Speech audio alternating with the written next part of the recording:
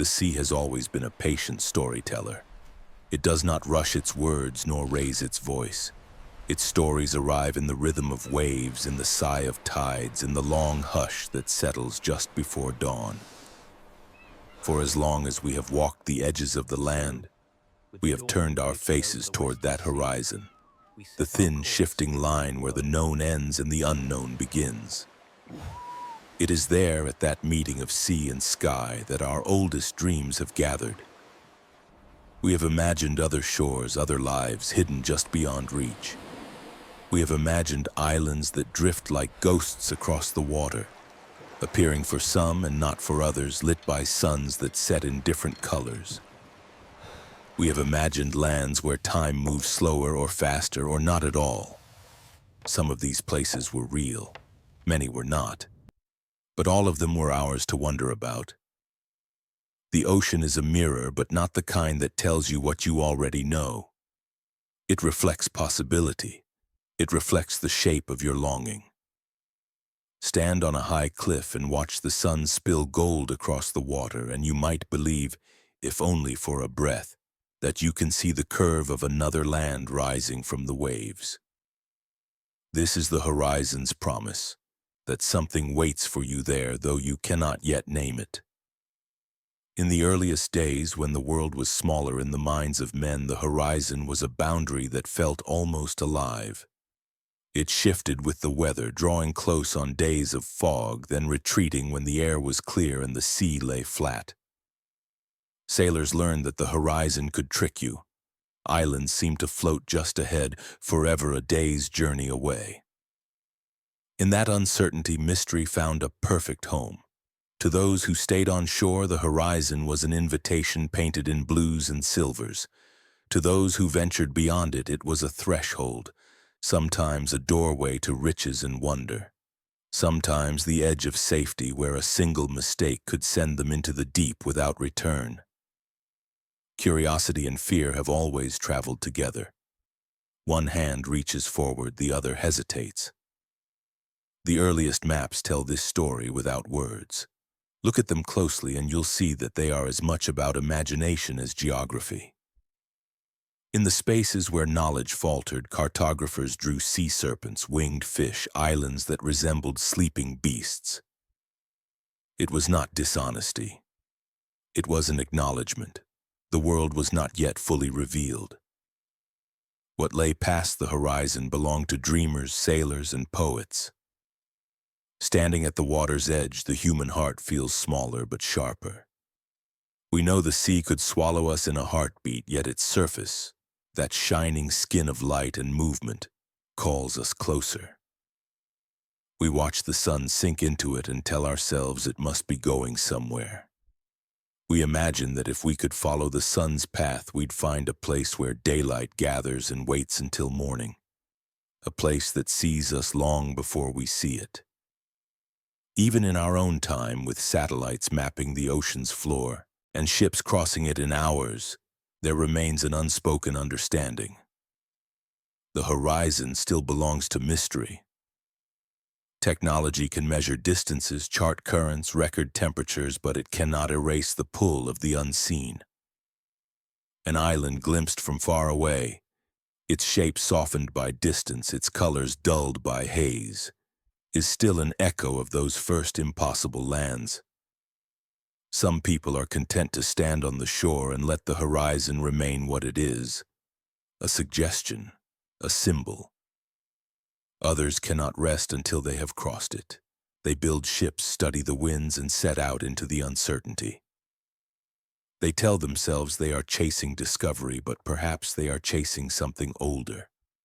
The moment just before revelation, when all outcomes are possible, when the next wave could reveal anything at all.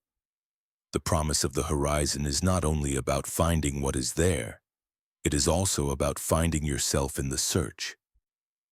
On the open water, far from land, a person is stripped to essentials. The sea gives you no walls, no streets, no signs to tell you where you are. Only the sky above and the water below. In that emptiness, you feel the weight of your choices, the fragile line between adventure and peril. And yet, We return to the shore again and again to watch that line where the blue of the water deepens into the blue of the sky. We watch ships fade into the distance until they are no more than specks, then disappear entirely.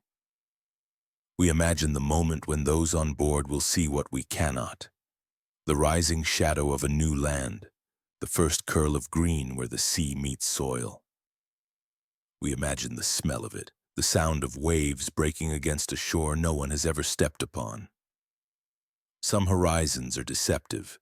The island you think you see may be nothing but a cloud bank, darkening in the afternoon light.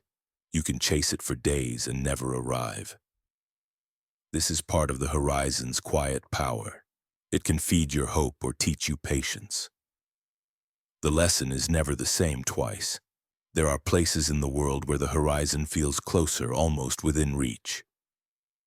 In the tropics, the air is so clear that distant islands seem to float just above the water, shimmering like jewels.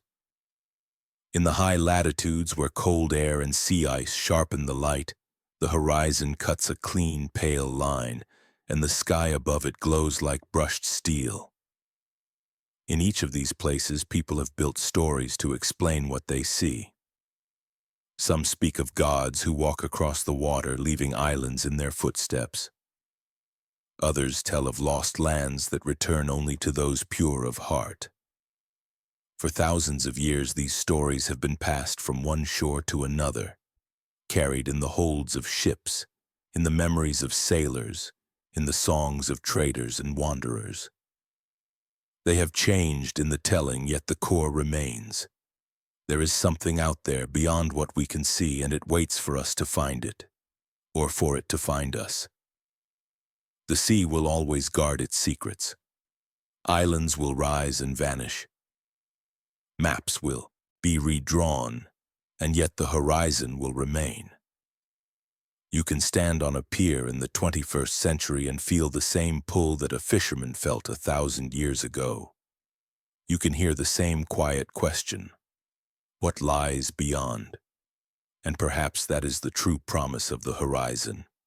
Not that it will give you what you seek, but that it will keep you seeking. It offers you a place in an endless story, one that began before you were born and will continue long after you are gone. Each time you look out to sea, you are turning a page in that story, knowing there will always be another waiting. The water moves, the sky changes, the horizon shifts, and still we stand and watch. They say a map is a portrait of the world. But the earliest maps were more like dreams painted on parchment, half truth, half wish, stitched together by rumor and courage.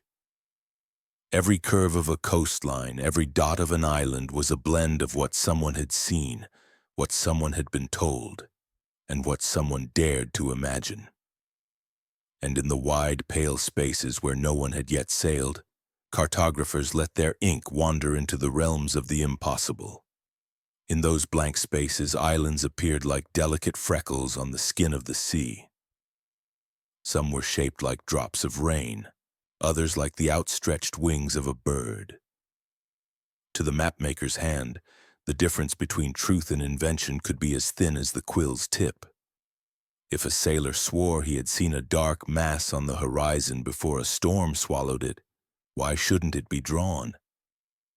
If a merchant whispered of a place where the beaches glittered with gold and the forests dripped with sweet water, why not mark it in case it was real?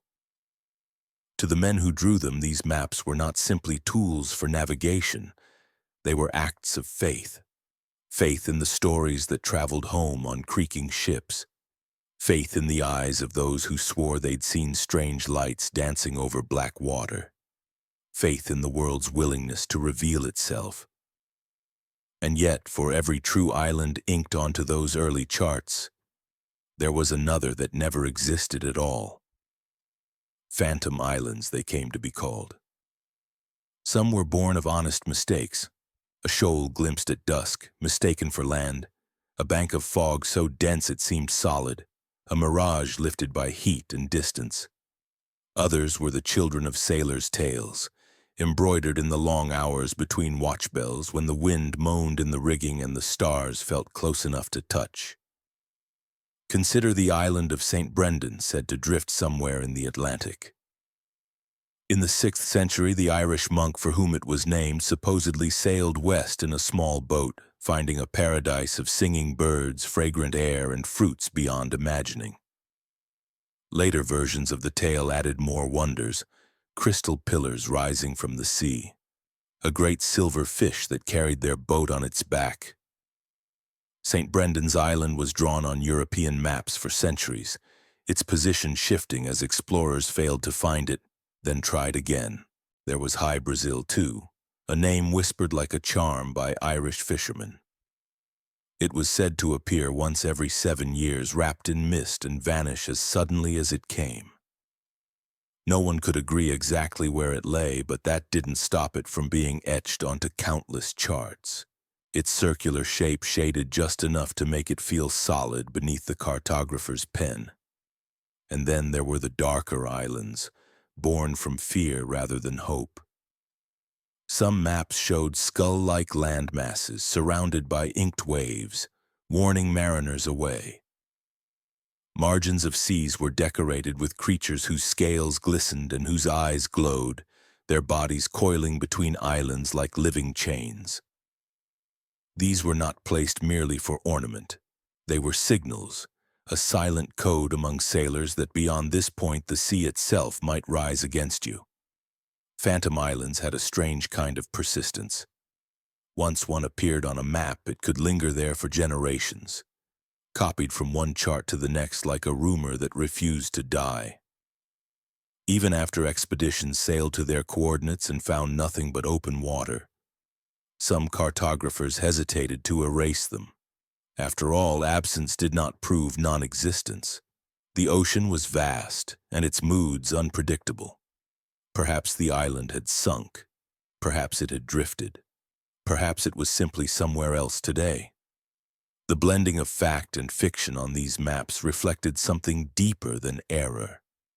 It revealed a truth about the age, that mystery was not a flaw to be corrected, but a feature to be preserved.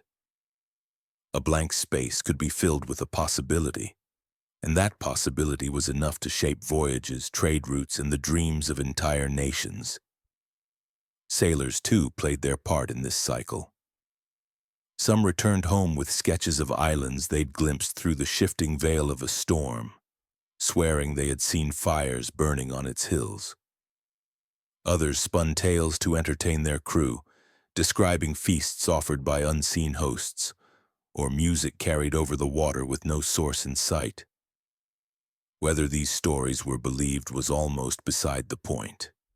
The telling itself gave the island a kind of existence, at least long enough for ink to fix it in place. One of the most haunting phantom islands was Friesland, which appeared on maps of the North Atlantic for more than a century.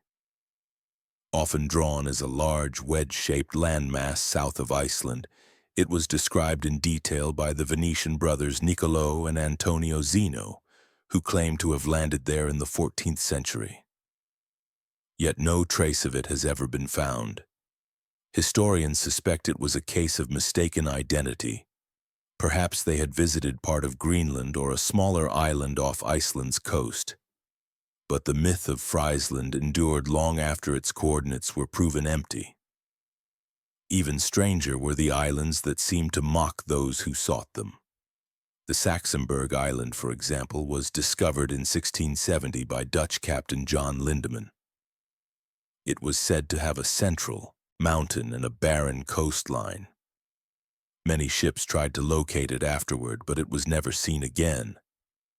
Some sailors claimed the island was shy, sinking below the waves when approached, an image both whimsical and unsettling, as if the earth itself could choose who to reveal itself to. As centuries passed and mapping became more precise, many of these phantom islands were erased, their names fading from the charts. Yet the stories remain, tucked into maritime logs, sailors' journals, and the margins of ancient maps stored in quiet archives. They remind us that before the world was bound by coordinates, it was held together by wonder. Even now, with satellites watching from above, phantom islands have not entirely vanished from our imagination.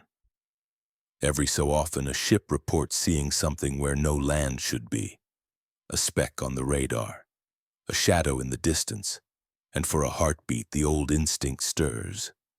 The one that says, "Mark it, it might be real." The ocean's great gift is that it refuses to be fully known. For every island we can stand upon, there may be another waiting beyond sight, drifting between the edges of truth and myth. And in that space, the mapmaker's hand still hovers, ready to draw. To live on an island is to live in a world with edges. Every direction leads to water, and beyond that water lies uncertainty. The shoreline becomes both a boundary and a shield. It defines your space, shapes your life, and offers a strange kind of comfort. Yet as much as islands promise safety, they also whisper of limits. For every soul who finds peace in the rhythm of waves and tides, there is another who feels the ache of being cut off, a quiet reminder that escape is not simple. Isolation is a paradox. It can be sanctuary or sentence, sometimes both at once. In the mind, these opposing truths exist side by side, like two currents moving in different directions beneath the same surface. This is why distant lands have always stirred such complex emotions in us, because they hold the possibility of paradise, but also the threat of imprisonment. Imagine standing on a small island at dawn. The sea is calm, the air soft with salt. Birds circle lazily overhead, and somewhere in the distance you hear the low crash of waves against rocks. The beauty is absolute, and yet deep within there is a flicker of unease. This is all there is. Every horizon is water. The rest of the world might as well be a dream. In the earliest human settlements, isolation was often protection. The water acted as a natural moat, keeping enemies at bay. Food could be gathered from the sea, fresh water from springs, shelter from the island's forests. In times of peace, such a place might feel like heaven. But peace is fragile, and storms, whether from nature or human hands, have a way of reminding us that isolation cuts both ways. When trouble comes, help is far away. Our fascination with remote islands springs from this duality. To the restless heart, an island is a stage for reinvention. Cut off from the old world, you might start again, free from the noise and clutter of the mainland. Writers and dreamers have long imagined such escapes. A hidden cove, a small hut by the shore, the sound of the sea as your only companion. But to the anxious mind, the same scenario is a cage, its bars invisible yet unyielding. Once you arrive, you may find you have traded one set of boundaries for another. The human mind craves balance between connection and solitude. Too much of one can make the other seem irresistible. A person in the city might dream of an island retreat, picturing themselves barefoot in the sand, untouched by the world's demands. A person on a small island staring at the same horizon every day might dream of crowded streets, bright lights, the hum of voices. There is a deep evolutionary root to this tension. For our ancestors, isolation often meant vulnerability. A small group, far from others, was more exposed to famine, illness, or attack. But it could also mean greater control over resources and less competition. Over time, we inherited a kind of double programming. Part of us longs for the safety of separation, while another part is restless for the safety of the crowd. Many stories of mysterious islands play upon this psychological tug-of-war. Some present the island as a place of wonder, lush, untouched, abundant where the weary traveler finds healing. Others show it as a place where time stands still and the outside world fades until the traveler begins to feel that they too are fading. In both cases, the island's beauty is inextricable from its boundaries. Even myths and legends reflect this ambivalence. The Greek tale of Calypso's island, Ogygia, tells of a paradise where the hero Odysseus is kept for years. He has comfort, beauty, and immortality offered to him, yet he longs for home, for the mortal life he left behind. The island is both a blessing and a trap. Similarly, in folklore from the Pacific, some islands are said to welcome the lost with open arms while others refuse to let them leave, luring ships close only to dash them against hidden reefs. In modern life, we still feel the psychological pull of isolation, though in subtler ways. A remote cabin, a distant beach, a retreat far from roads. These are sold to us as escapes, and for many they are. But the same elements that bring peace, silence, stillness, separation, can also amplify fear. The mind begins to notice every sound, every shadow, every sign of change in the weather. With no one else around, each decision feels heavier. On a deeper level, islands evoke the experience of being alone with oneself. Removed from the noise of the wider world, we hear the internal voices we often drown out. Memories, doubts, questions we have avoided. For some, this is a gift. For others, it is unsettling. This is why the idea of the desert island is both a romantic fantasy and a survival nightmare. There is a particular intimacy in living surrounded by water. You come to know the moods of the sea, the smell of the wind before a storm, the way certain clouds mean rain will arrive by nightfall. But you also come to know your own limits. You cannot walk beyond the edge.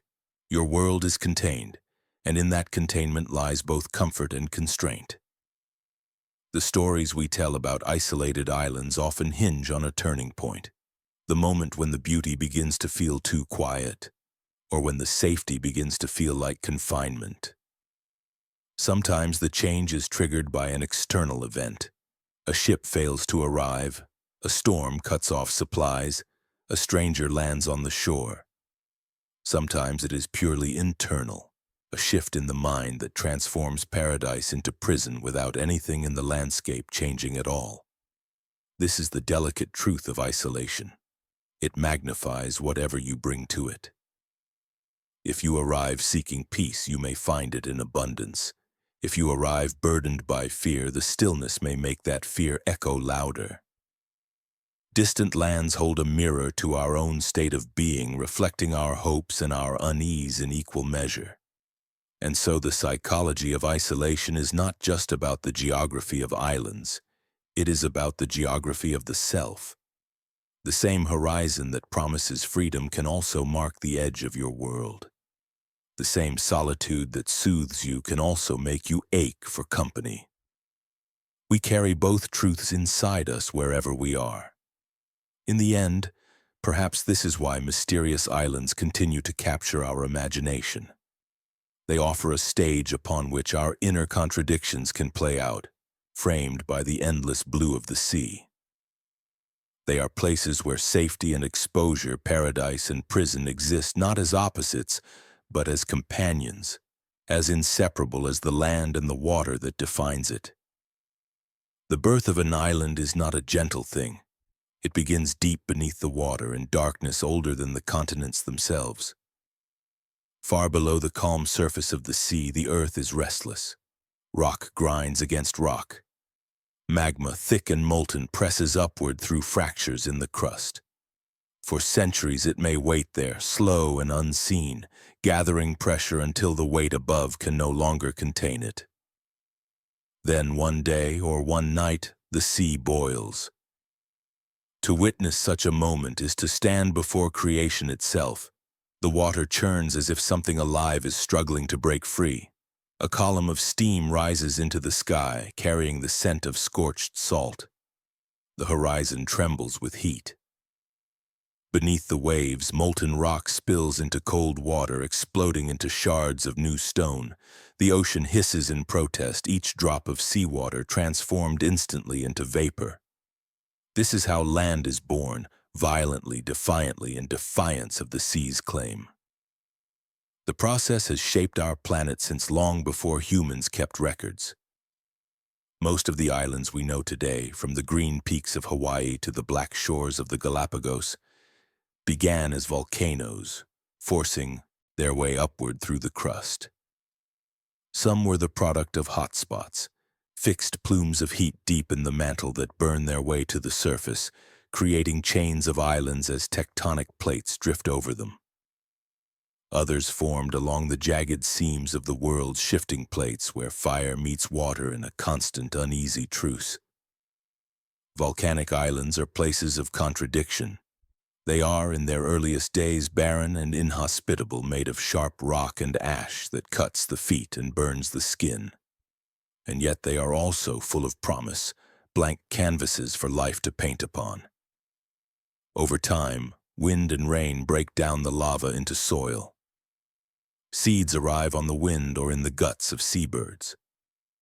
Slowly, green begins to cling to black, and the island transforms from a wasteland into a living thing. But the violence of their birth is never far from the surface.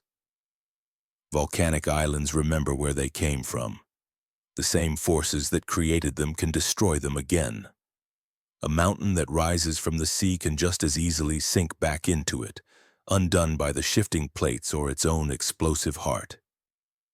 Perhaps the most extraordinary modern example of this cycle is Surtsey, an island that quite literally emerged within living memory. In November of 1963, fishermen off the southern coast of Iceland noticed something strange, a column of dark smoke rising from the sea. At first, they thought it was a burning ship. But as they drew closer, they saw that the smoke was not smoke at all, but steam and ash, rising from a point where no island had ever been. Beneath the water, a volcano was erupting, building a mountain one violent explosion at a time. For days, the sea boiled. Ash rained down in thick clouds, blotting out the sun. Jets of black rock, glowing red at their cores, shot high into the air before crashing back into the waves. The eruption was relentless, a battle between the newborn land and the ocean determined to erase it. At first, the waves won, washing away the loose material as quickly as it formed. But the volcano was stronger.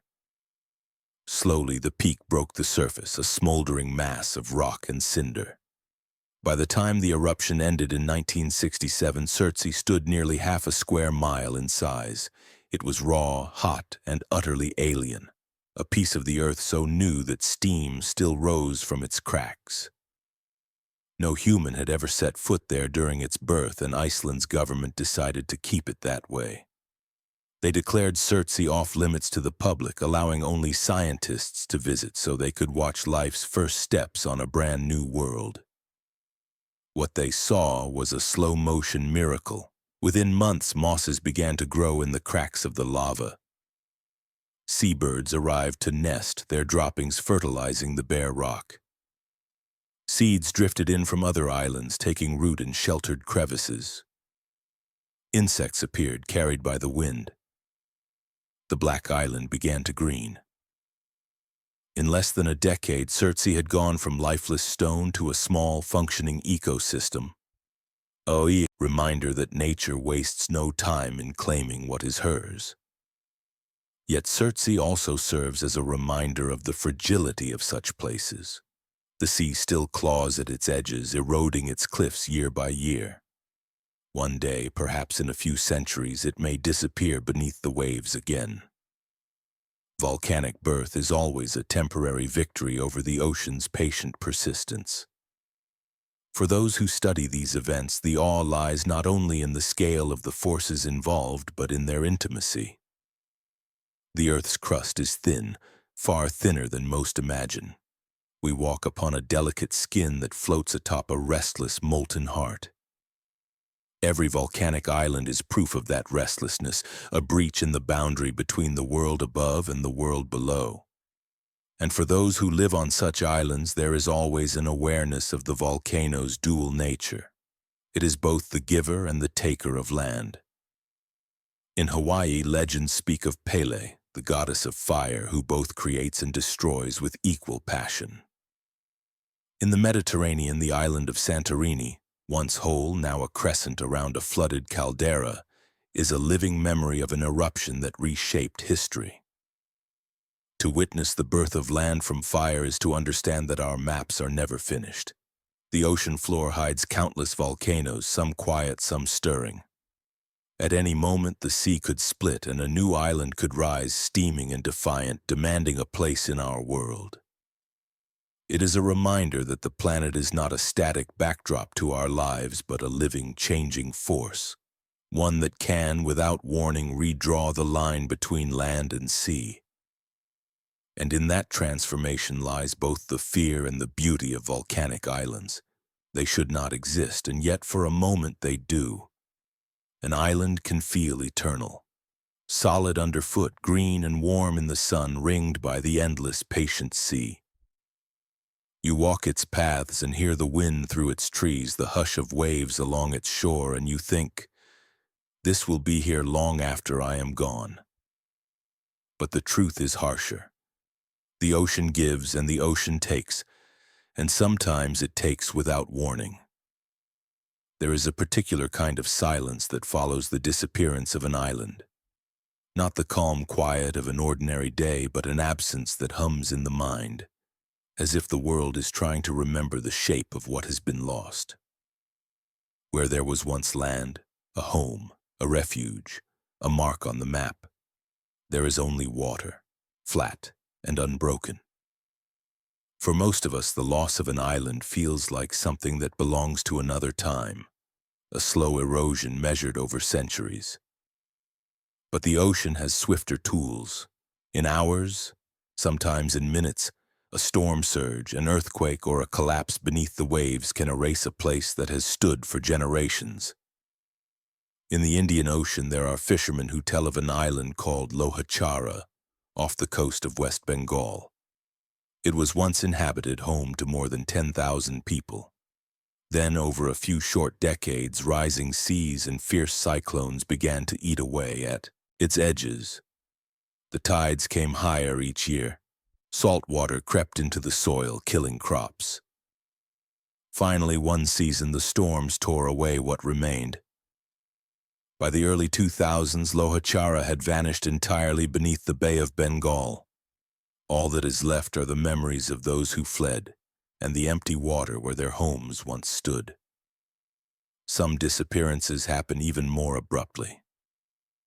In 1998, in the Pacific nation of Tonga, a tiny island known to locals simply as Tafahi disappeared during a night of violent weather. The day before, it had been there, a speck of green amid the blue, and the day after, it was gone. Satellite images showed nothing but open sea. Scientists suspect a volcanic landslide beneath the surface, the collapse so sudden that the island simply fell away, swallowed by the depths. Earthquakes, too, have the power to erase land in a heartbeat. Along the Pacific Ring of Fire, where tectonic plates grind and shift, entire coastlines have been reshaped overnight.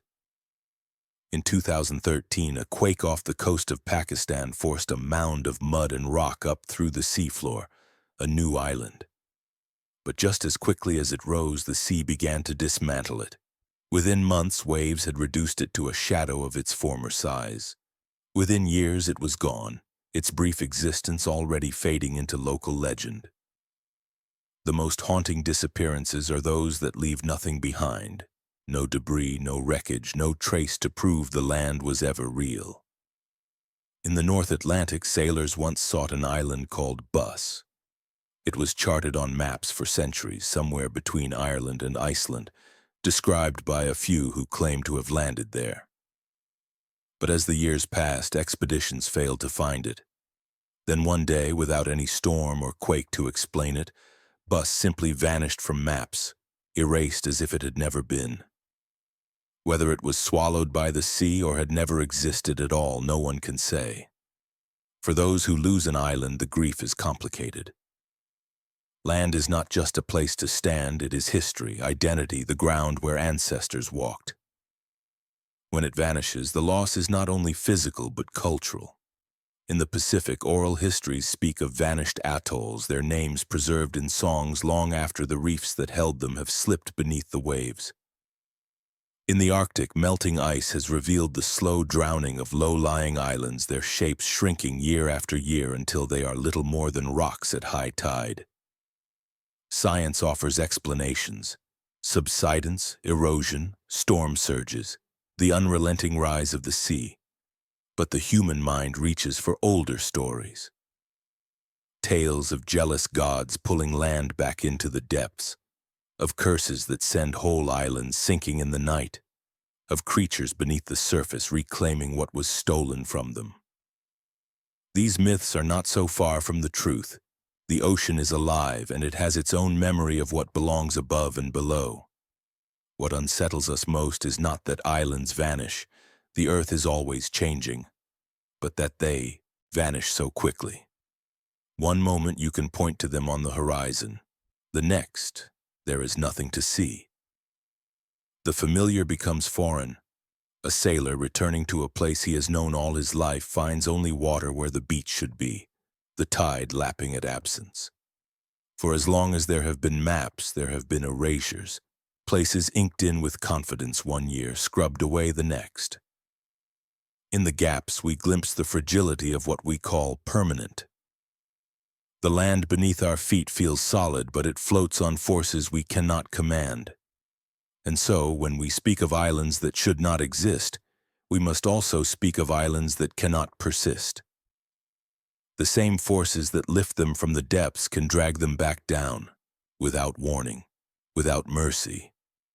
And in their sudden absence, we are reminded of our own impermanence, how easily the world can change while we sleep, how quickly the familiar can become a ghost. Some islands are not carved from stone or built from fire. They are not anchored deep into the earth's crust, nor born from the violent meeting of magma and sea. Instead, they are alive, or at least sustained by the lives of countless creatures, plants, and unseen builders. They float, shift, breathe, and grow, and just as easily they fade away. To stand on such an island is to feel the world moving beneath you.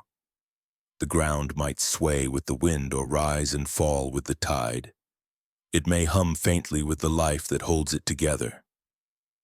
In these places, the border between land and life is blurred and permanence is an illusion. The most famous of these living structures are coral atolls, great rings of reef that encircle lagoons rising from the sea through the slow work of billions of tiny architects.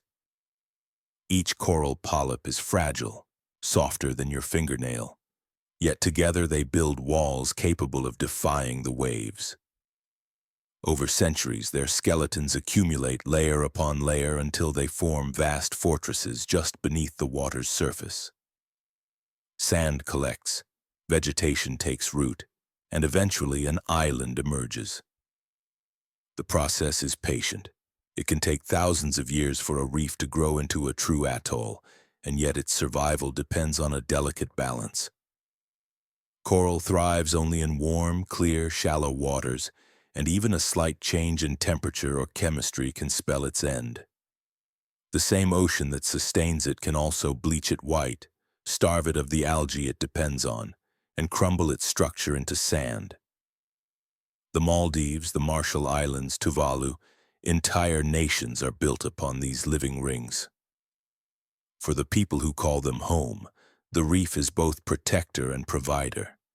It shelters their lagoons from the open sea's fury, offers fish and shells for food and trade, and forms the very ground beneath their feet. But they also know how fragile it is. A single storm can strip a beach bare. A season of unusually warm water can kill the coral that anchors their world. Not all living islands are made of coral. Some are woven from plants, tangled mats of roots, reeds, and grasses that bind together into floating masses. In lakes and slow rivers, these islands drift lazily, sometimes anchoring themselves to the shore, sometimes setting off on long, aimless journeys. In parts of Africa and South America, floating islands have been known to carry entire miniature ecosystems, nesting birds, insects, even small trees. In the Amazon, rafts of vegetation can grow so dense and stable that they are mistaken for solid ground. Step onto one, and it may hold your weight for a moment before shifting, tilting, and reminding you that you are standing on the back of something alive. In some cultures, these floating gardens are cultivated deliberately, tethered to poles to grow crops or to provide shade and shelter for fish. But life is not the only force holding these islands together. In the rivers of Siberia and Canada, ice-bound mats of moss and sedge form on the edges of thawing lakes each summer. They float for weeks or months before breaking apart in storms, scattering their seeds back across the water to start again. Each year the island is reborn, a cycle as old as the seasons. The most curious of all may be the mangrove islands, tangled knots of roots that rise from shallow seas, trapping sediment and building land grain by grain. Over time, their network of interlaced trunks can form a solid platform high enough to host nesting birds and small mammals. Yet at their heart, they remain a living organism, their survival tied to the tides that bring them nourishment. There is a strange intimacy to standing on an island made of living things. You are not merely a visitor to a place, you are walking across the bodies of the very beings who sustain it. Beneath your feet, coral polyps reach upward toward the light. Roots grip one another in a slow, silent embrace. Every gust of wind, every shift in current is felt and absorbed by the island's living frame. But with that intimacy comes impermanence. These islands are not fixed. They can grow, shrink, or vanish altogether. A cyclone can tear a floating island to ribbons in a single night. A disease can sweep through a coral reef and leave it brittle and lifeless. Rising seas can drown mangrove roots, killing them from below. And when the life is gone, the land it sustained is gone too. In this way, living islands teach a quiet lesson. Stability is not the same as stillness. Their endurance lies not in resisting change, but in adapting to it. Coral grows upward to match the rising sea. Roots extend to grip shifting sediment. Plants knit themselves tighter against the wind.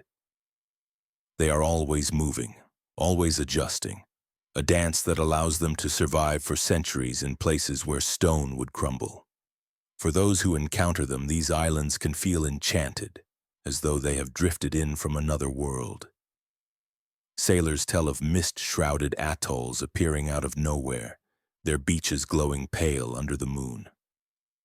River travelers speak of floating forests that vanish overnight, slipping away into the current. To step ashore is to step into a moment, one that may never be repeated in exactly the same way. And perhaps that is the true wonder of islands made of living things. They remind us that the boundary between land and life is not fixed. They are places where the earth itself seems to breathe, where the ground beneath you is not dead stone but a congregation of living beings bound together in mutual survival. Fragile, impermanent, and yet for as long as they last, as real as any mountain.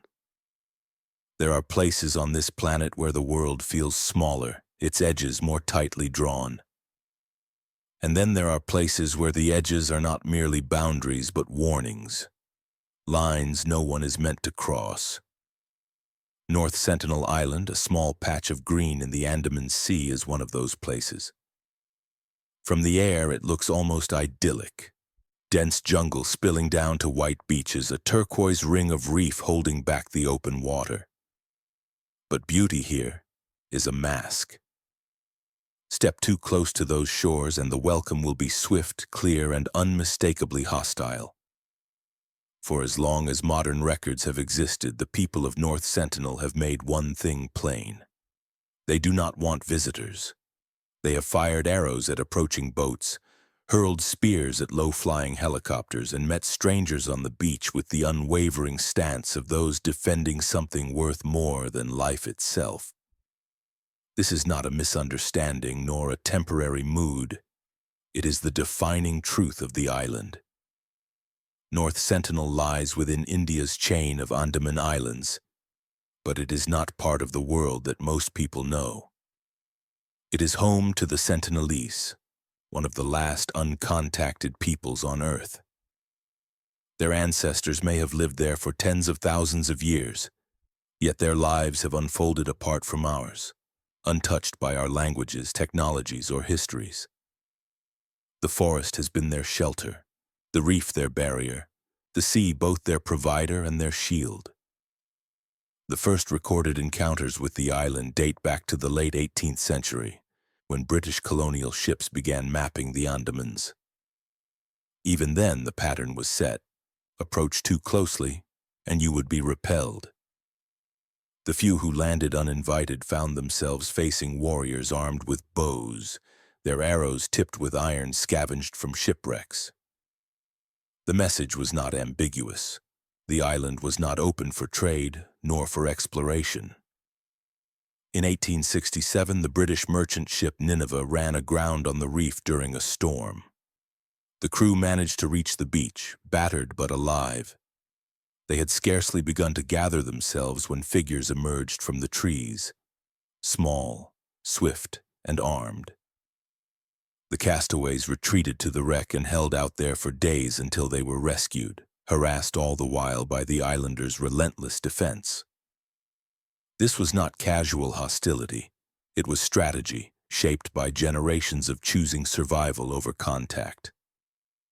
Over the years, there were other attempts: expeditions by anthropologists, missions by the Indian government, even occasional efforts to deliver gifts.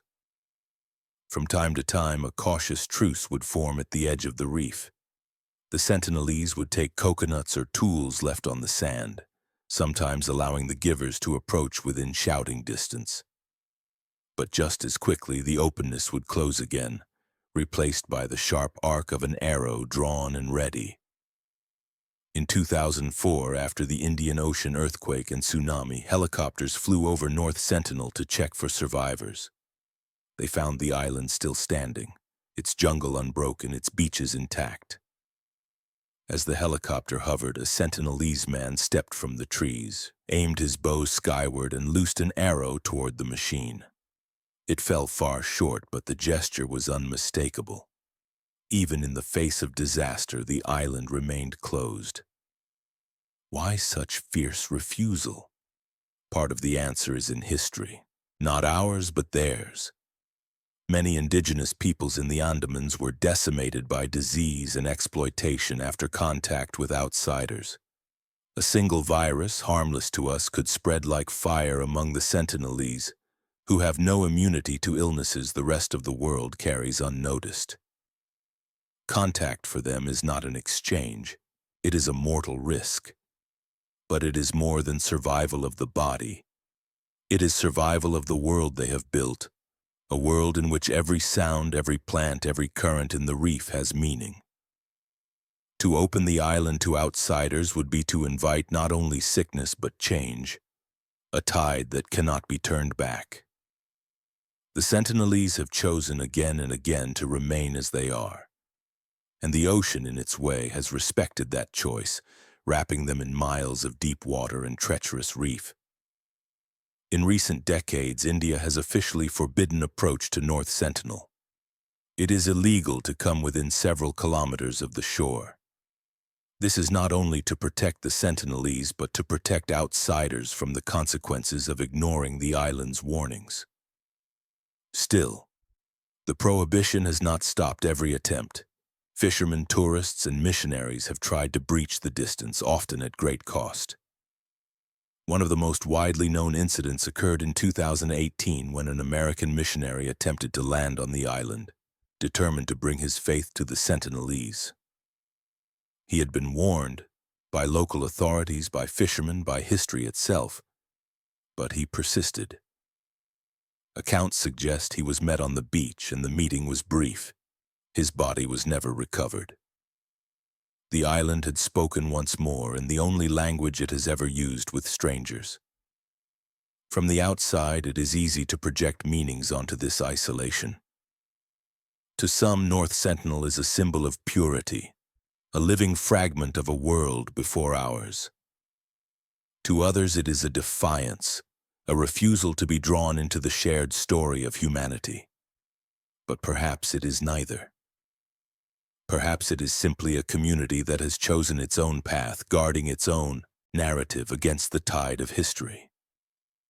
From the sea, the island's defenses are invisible. There are no walls, no towers, no signs. The beach curves gently, the palms sway, the water glitters in the sun. But beneath that calm lies a truth older than any border. Not every place is meant for us. Some shores are not for landing. Some lives are not for knowing. North Sentinel Island remains one of the few places on Earth where the map is still, in a sense, incomplete, not because we cannot chart its outline, but because we cannot chart its heart. And perhaps that is why it holds such power in the imagination. It is a reminder that even in a world mapped by satellites and crossed by planes, mystery can survive if it chooses to. Here, in the shadow of the palms, with the reef whispering just offshore, the Sentinelese continue their lives as they have for centuries, answering the sea's call and the forest's demands, speaking only to one another, and if we are wise, we will let them. Some islands are blessed by fortune, gateways to trade, havens for travelers, sanctuaries for life to flourish. Others are chosen for a different purpose entirely. They are set apart not for what they offer, but for what they can contain. These are the islands of quarantine, places where the ocean is not only a border, but a barrier, where beauty hides a history of isolation, exile, and sorrow. To be sent to such an island was rarely a choice. It was a verdict. The sea in these cases served as the ultimate guard. No walls could be climbed, no gates forced. Beyond the beach, the water stretched to the horizon, a silent reminder that there was no return without permission. And so, throughout history, islands have been used as places to put those the wider world did not wish to see. The sick, the contagious, the unwanted, the inconvenient. Among the most haunting of these is Poveglia, a small island adrift in the Venetian lagoon. Seen from a distance, it is charming. Low trees draped in green, the crumbling outlines of old buildings softened by age. The lagoon's water laps gently at its shore, and the air carries the same salt and lilac perfume that drifts across all of Venice. But beauty is a thin veil here. The ground beneath those trees is thick with stories, and with the remains of thousands who never left. Poveglia's history as a place of exile began in the late Middle Ages, when plague swept through Venice again and again. In an age before understanding of microbes, fear was the strongest medicine, and separation the surest defense. The city's leaders decided that those showing signs of sickness should be removed from the city entirely, ferried to a place where they could no longer infect others. Poveglia, small and already inhabited by few, became their destination. Here the sick were left to live and or to die in whatever shelter could be found. Some were cared for by overburdened attendants. Others were left to fend for themselves among the trees and abandoned structures. As the waves of plague returned over the centuries, Poveglia's shores filled again and again with the sound of coughing, the shuffle of weakened footsteps, the cries of those calling across the water for loved ones they would never see again. When death came, as it often did, the bodies were burned in great pits, the smoke rising into the Venetian sky as both warning and requiem. Even now, the soil is said to be thick with the ash of the dead, not a metaphor, but a measurable truth. Farmers who once tried to cultivate the island found the earth strangely soft, rich with a fertility that came from grim origins. But disease was not the only reason for exile. In the late 19th century, long after the worst of the plague years had passed, Poveglia was used once more, this time as a quarantine station for ships entering Venice. Crews and passengers suspected of carrying disease were detained for days or weeks, kept under watch until the danger was judged to have passed. The island's buildings were repaired and expanded, but their purpose remained the same: to hold those whom the city feared.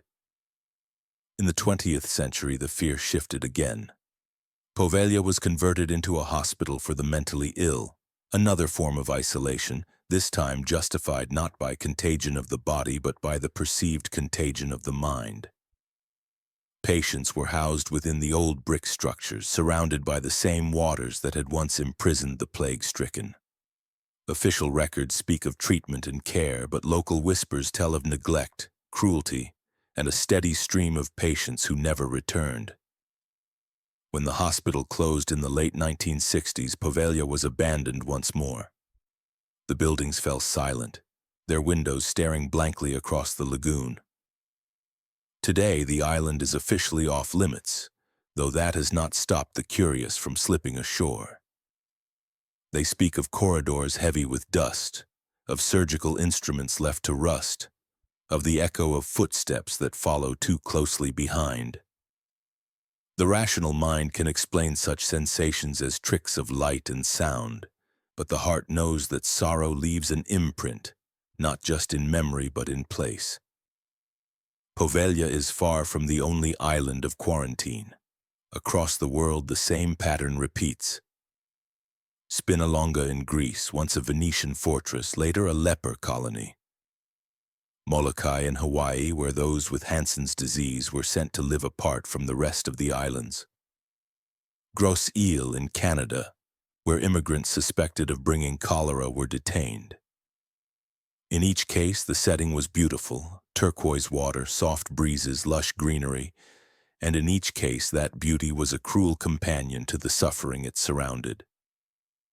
The paradox of these islands is that they are often the kind of places we now dream of visiting: peaceful, unspoiled, free from the noise of the world. Yet for those who were sent there, they were anything but free. The same waters that kept danger out also kept them in. The same sunsets that painted the sky in gold and crimson also marked another day of separation from everything they knew. Today, some of these islands have been reclaimed by nature, their buildings swallowed by vines, their paths blurred by grass. Tourists visit unaware or only half aware of the lives once lived and lost there. Others remain untouched, left to the elements and to memory. If you stand on the shore of Poveglia, the lagoon stretching between you and Venice, it is easy to imagine the sound of oars in the water, the murmured voices of those arriving against their will. It is easy to feel the weight of what the island has held, not just bodies, but fear, abandonment, and the longing to be seen again. The sea hides nothing forever. The tides wash away footprints, but not the feeling that lingers in the air, the one that tells you this is a place apart. Islands of quarantine are reminders of how quickly beauty can be twisted into exile, how isolation can be both a gift and a sentence. And they remind us, too, that even the loveliest shores can hold the heaviest truths. Some mysteries are written in the language of absence. You arrive at a place expecting voices, movement, the signs of daily life, and find only silence. No smoke rising from chimneys, no footprints in the dust, no one to explain where everyone has gone. These are the lands of vanished settlers, where communities have disappeared without a trace, leaving behind questions that echo across centuries. Perhaps the most famous of these is Roanoke, the lost colony of North America. In 1587, more than 100 men, women, and children crossed the Atlantic from England, led by Governor John White. They came to establish a permanent settlement on Roanoke Island, off the coast of what is now North Carolina. The land was green and fertile, the sea rich with fish, and the settlement began with optimism. Houses were built, gardens planted, The settlers prepared for a new life, but supplies ran short and tensions with local tribes grew. That winter, White sailed back to England to gather provisions, expecting to return within months. Instead, war with Spain delayed his voyage for 3 long years. When he finally made it back to Roanoke in 1590, he found the settlement deserted. The houses had been dismantled, their timbers weathered and scattered. There were no bodies, no signs of struggle. The only clue was a single word carved into a post: Croatoan. White believed this meant the settlers had moved to nearby Croatoan Island, now Hatteras Island, where a friendly tribe lived. But storms forced him to turn back before he could search, and he never saw the colonists again. Over the centuries, theories have multiplied, that they were absorbed into local tribes, that they perished in the wilderness, that disease or starvation claimed them all. Without evidence, the truth remains locked in the past. Roanoke is not alone in its mystery. Across the world, there are islands and outposts where communities have vanished, their lives swallowed by time and circumstance. In the icy waters of the Arctic, on Beechy Island, 3 graves stand alone. They belong to members of the ill-fated Franklin expedition, sent in 1845 to chart the Northwest Passage. Their ships became trapped in the ice, and the crew eventually abandoned them, attempting to march to safety across the frozen wastes. The rest of the men vanished into the blizzards, their fate pieced together only from scattered artifacts and Inuit testimony. Entire camps were found empty, meals left unfinished, sledges abandoned. The Arctic had taken them, quietly and completely. On the windswept Scottish island of Island Moor, 3 lighthouse keepers disappeared in 1900. A relief ship arrived to find the light extinguished, the table set for a meal that had never been eaten. Coats were missing from their pegs, but no trace of the men was ever found.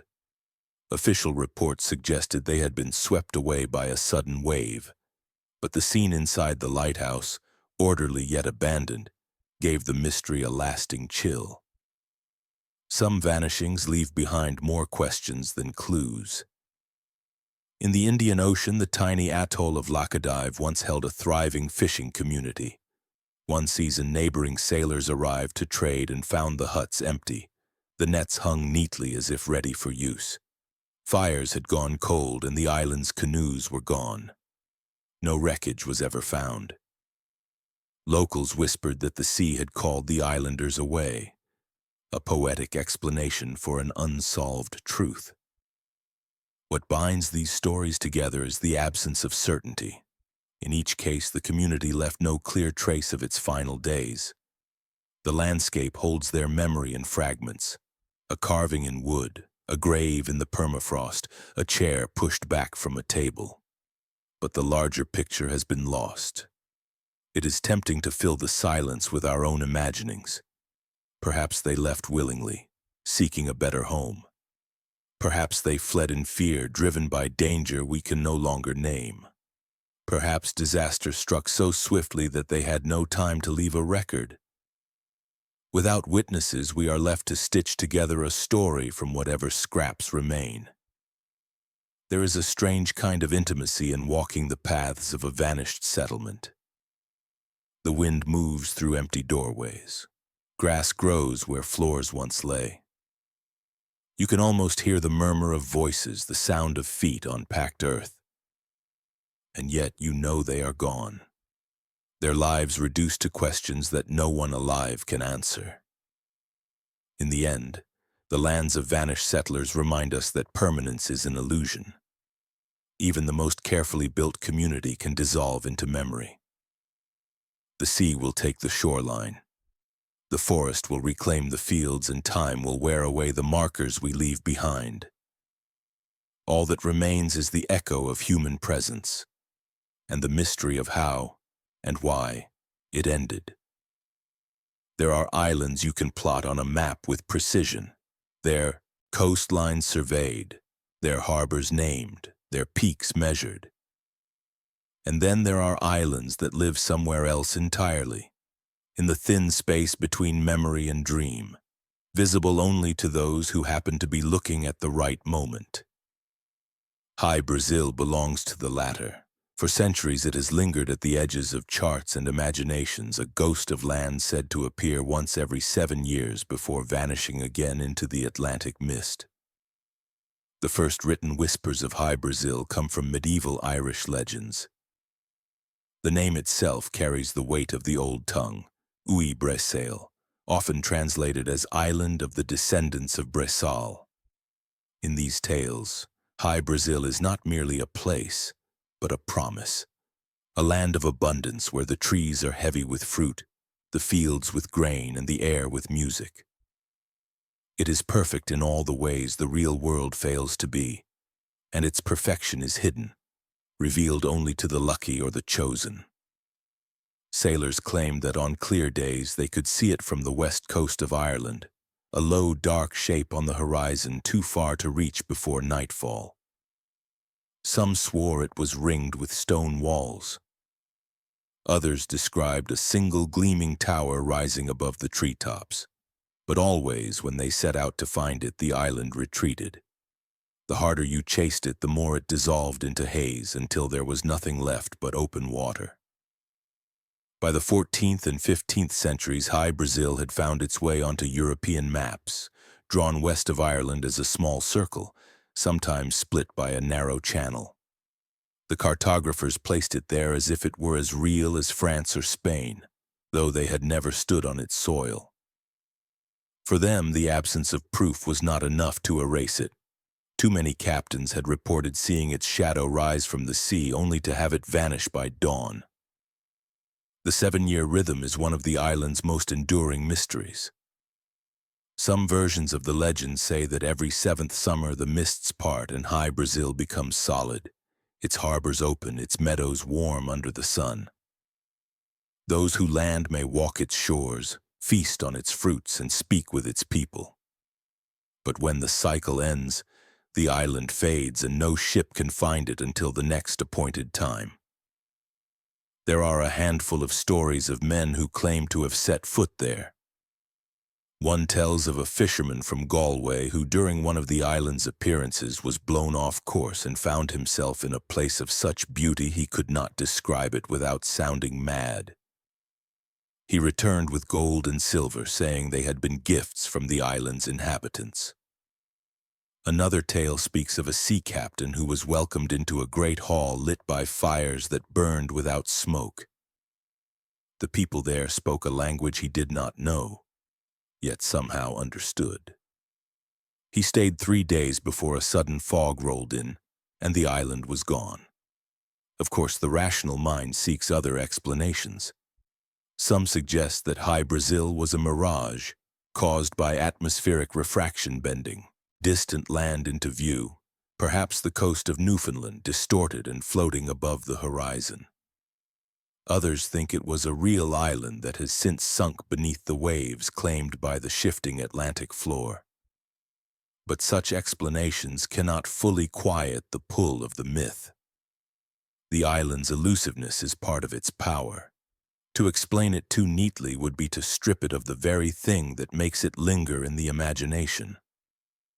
Even in modern times, the legend has not faded entirely. In the 19th century, sailors still spoke of seeing a strange island appear west of Ireland, its outline sharp in the morning light, gone by afternoon. And in the 20th century, the story of High Brazil took an unexpected turn. During the famous Rendlesham Forest UFO incident of 1980 in England, one of the witnesses claimed to have received a string of binary code in a vision coordinates, he said, to the location of High Brazil. Whether coincidence or cosmic joke, the island had leapt from maritime legend into the realm of the paranormal. What makes High Brazil so enduring is not simply its promise of hidden riches or its trick of appearing and vanishing. It is the rhythm. The idea that the world still holds doors that open only at certain times and that no amount of force or cleverness can make them open sooner. In an age when we demand instant access to everything, The thought of a place that will not yield except on its own schedule feels almost sacred. Perhaps if you stood on the cliffs of Western Ireland on the right morning of the right year, you might still see it. A shadow just at the edge of sight, waiting. You would know in that moment that you could spend the rest of your life trying to reach it and it might never let you. But you would also know that it is there and that knowing alone would change the shape of your horizon. High Brazil reminds us that some mysteries are not meant to be solved, only witnessed. And in the quiet space between belief and doubt, in the shimmer where mist becomes land and land becomes mist again, the island keeps its vigil, waiting for its 7 years to turn once more. Some myths live quiet lives, content to linger at the edges of folklore. Atlantis has never been one of them. It is a name that still carries weight after more than 2,000 years, a single word heavy with promise and ruin. Atlantis is not merely a story, it is an idea, one that has fed explorers' maps, philosophers' arguments, and the quiet dreams of those who believe that somewhere beneath the water's skin, a lost world waits to be found. The earliest account we have of Atlantis comes from the Greek philosopher Plato, writing in the 4th century BCE. In his dialogues Timaeus and Critias, he describes a great island empire beyond the Pillars of Heracles, the strait we now call Gibraltar. It was a land rich in resources, blessed with fertile plains, abundant forests, and a people advanced in knowledge and power. Atlantis, he said, was a marvel of architecture and order, its capital built in concentric rings of land and water, with a grand palace at its heart. And then, in a single day and night, it was gone.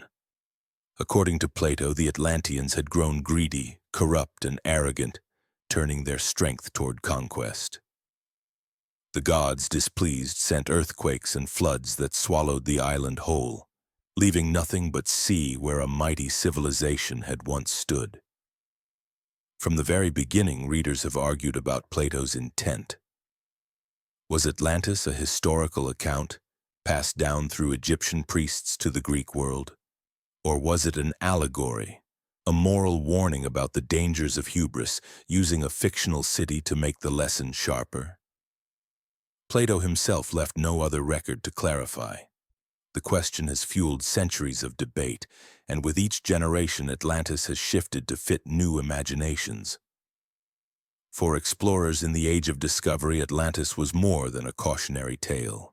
It was a challenge. Maps of the 15th and 16th centuries sometimes showed Antilia or other speculative islands in the Atlantic, hints of a lost land that might still rise above the waves. Some believed it lay in the Azores, others in the Caribbean, still others off the coast of Africa. The search for new trade routes and colonies was often entangled with the hope of finding the fabled city, as if discovery might undo its loss. In the 19th century, Atlantis took on a new life in the works of amateur historians and mystics. Ignatius Donnelly, an American politician and writer, published Atlantis, the Antediluvian World in 1882, arguing that the lost island had been the cradle of all ancient civilizations. According to Donnelly, the pyramids of Egypt, the temples of Mesoamerica, and the myths of flood and fire from every culture were echoes of Atlantis's fall.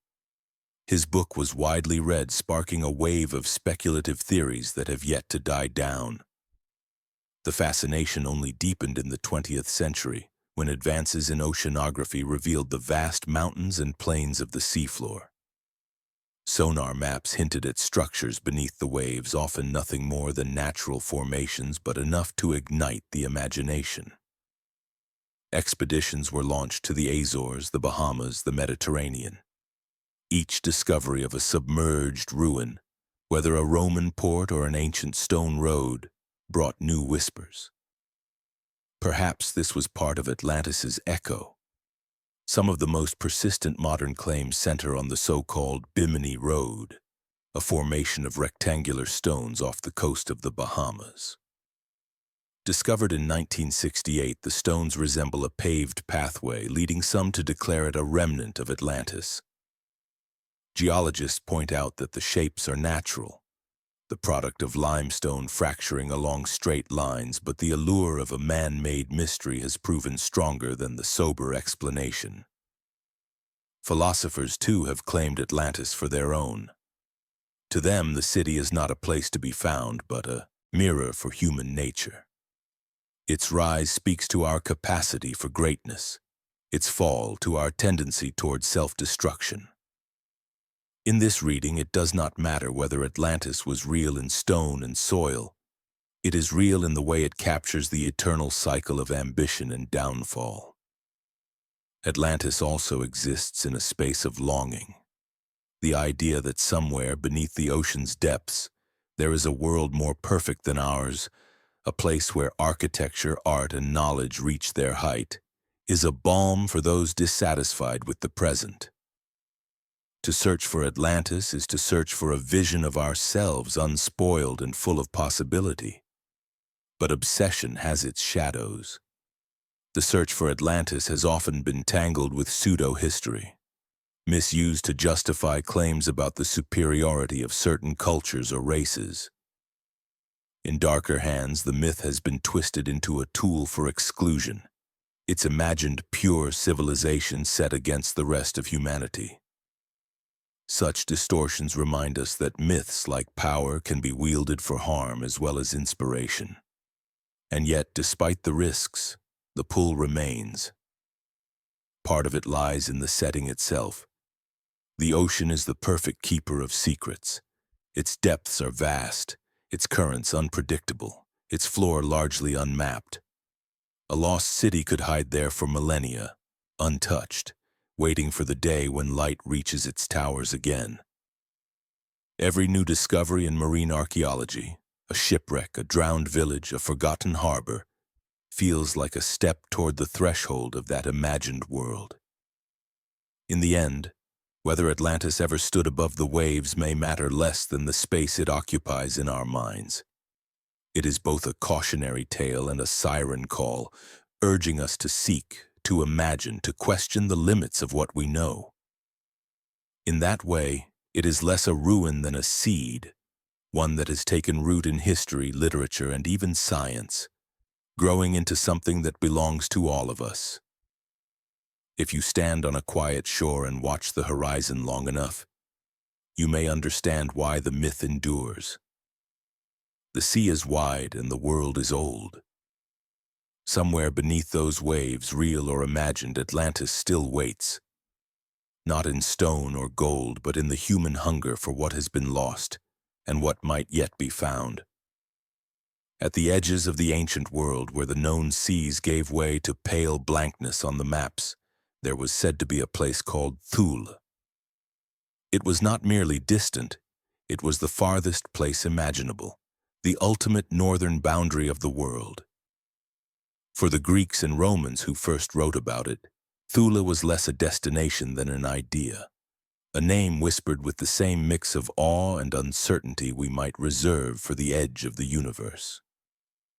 The earliest mention of Thule comes from the Greek explorer Pytheas of Massalia, who sometime around 325 BCE set sail beyond the Pillars of Heracles and into the cold reaches of the Atlantic.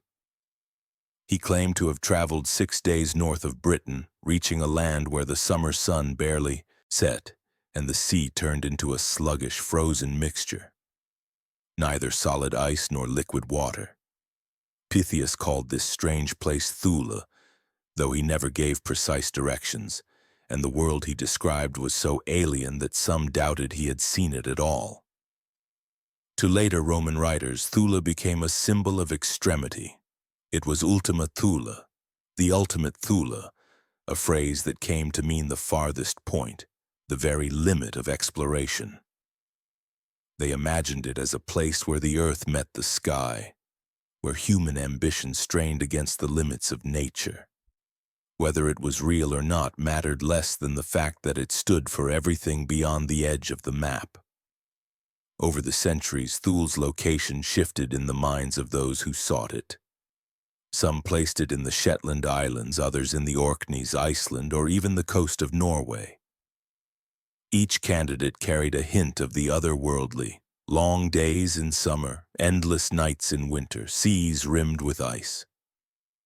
But none quite matched the strange half-frozen ocean Pytheas had described, and so the mystery persisted. In medieval Europe, Thule began to take on a more mythical aura. It appeared on maps as a lonely island in the far north, drawn with steep cliffs and a crown of snow. Mariners told of waters so cold they seemed to seize a ship's hull, of fog so dense it blotted out the horizon, of lights in the night sky that rippled and danced like spirits. The aurora borealis, though unnamed, became part of Thule's legend, proof perhaps that one had reached the threshold between worlds. The island's remoteness gave it a purity in the imagination. In an age when much of the known world was bound in empires, taxed, charted, and conquered, Thule seemed untouched, beyond the reach of kings and merchants. To some, it was a place of simple life and honest work, where people lived in harmony with the harsh land. To others, it was a wilderness so bleak that only the hardiest souls could survive it, a place where human presence was fleeting and fragile. The power of Thule lies in its ambiguity. Was it real? An island somewhere in the North Atlantic, later forgotten? Was it a distorted memory of lands like Iceland, seen through the eyes of sailors unprepared for the Arctic's alien beauty? Or was it a creation of the mind, born from the need to imagine a farthest point, a place where the known world fell away into mystery? Even now, the name has not faded. Ultima Thule appears in literature and mottos, in the naming of distant outposts. It has been given to everything from polar expeditions to a distant object in the Kuiper Belt, 4 billion miles from the sun, as if, whenever we push into a new frontier, we cannot help but reach for the name of the island at the edge.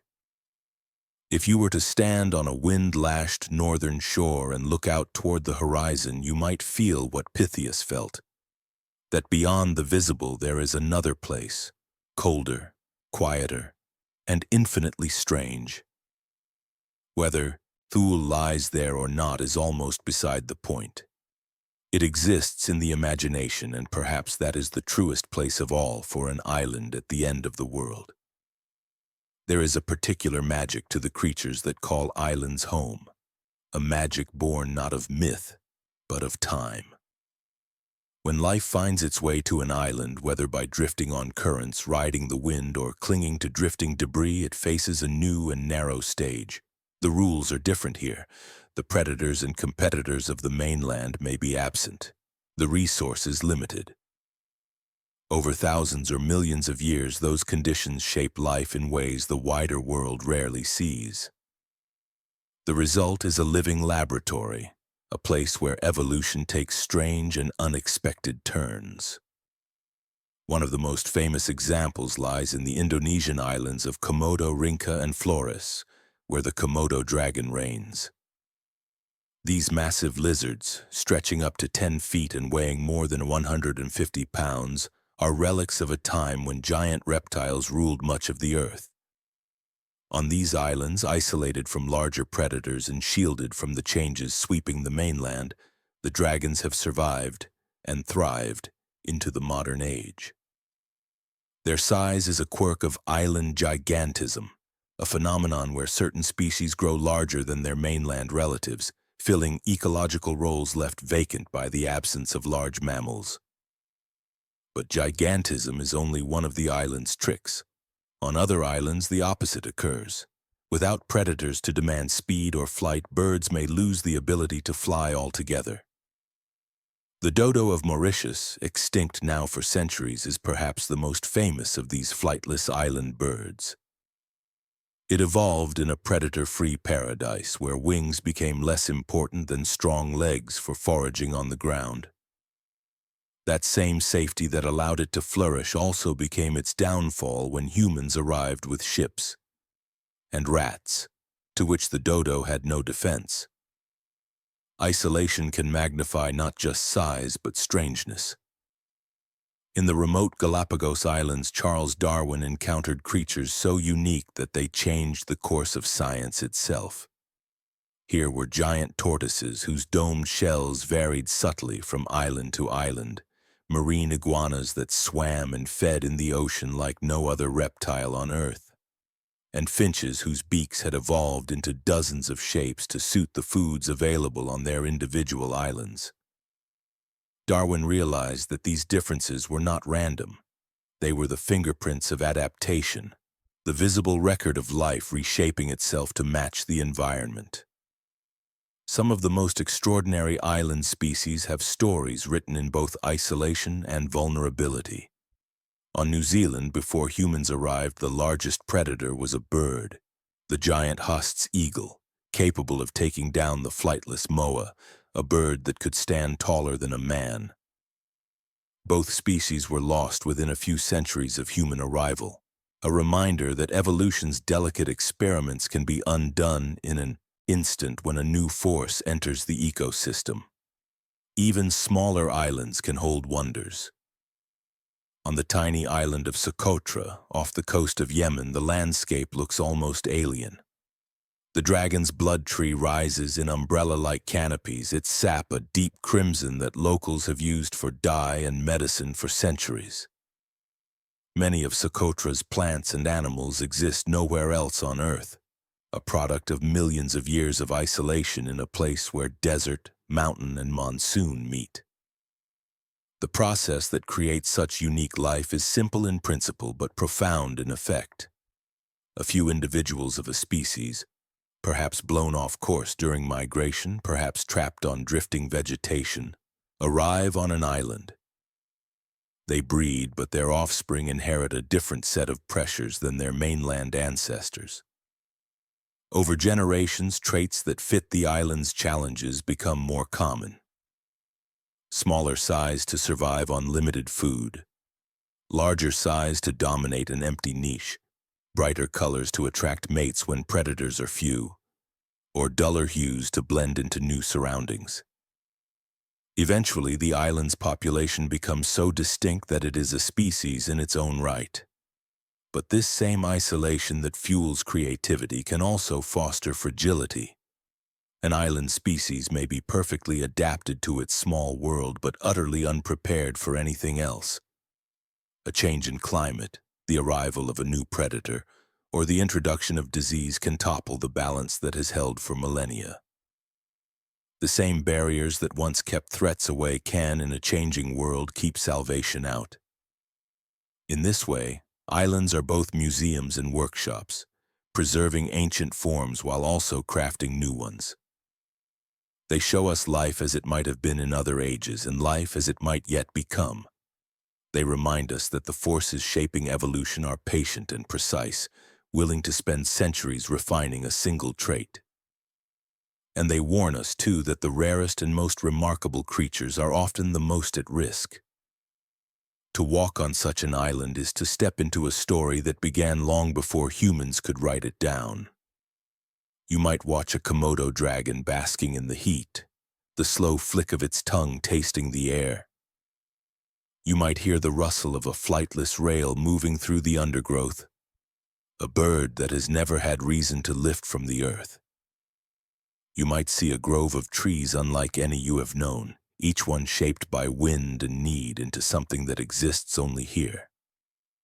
Every island of strange evolution is a reminder that life is not fixed. It is an endless experiment responding to the constraints and possibilities of place. And nowhere is that experiment more visible than where the sea has drawn a circle around the land, setting the stage for nature to try something new. Some islands speak without words. Their voices do not come from people or animals, but from the land itself. The sigh of wind across stone, the low hum of sand shifting underfoot, the ringing echo that rolls through a cavern when the tide moves in. These are the singing sands and whispering rocks, the strange acoustic wonders that turn certain places into living instruments, tuned by nature and played by wind, water, and time. The first time you hear singing sand, it can stop you in your tracks. It might begin as a faint vibration beneath your feet, as if the ground were breathing. Then, with each step, the sound grows, a resonant hum, a deep moan, or a high-pitched squeak depending on the grains and the weather. The effect is otherworldly, as though the beach were alive and reacting to your presence. Scientists tell us that singing sand owes its voice to the shape and smoothness of its grains. Perfectly round, uniform in size, and free from dust or moisture, these grains can rub against each other in a way that produces sound. The pitch depends on their diameter, the volume on the pressure of your step or the sweep of the wind. Such sands are rare, a product of just the right conditions preserved over centuries by isolation. On some islands, these beaches have become woven into local folklore. In parts of Hawaii, singing sands are said to be the voices of ancestral spirits, guiding or warning travelers who pass over them. On certain Scottish isles, they are thought to be the laughter of fairies trapped beneath the surface. In each story, the sound is not merely a curiosity. It is a message, a sign that the place is listening as much as it is speaking. Then there are the whispering rocks. These are not beaches, but cliffs, caves, and boulders that seem to hold sound like water, releasing it in strange and unexpected ways. On the Faroe Islands, high basalt walls catch the wind and funnel it through narrow gaps, turning it into a low, mournful note that carries far across the water.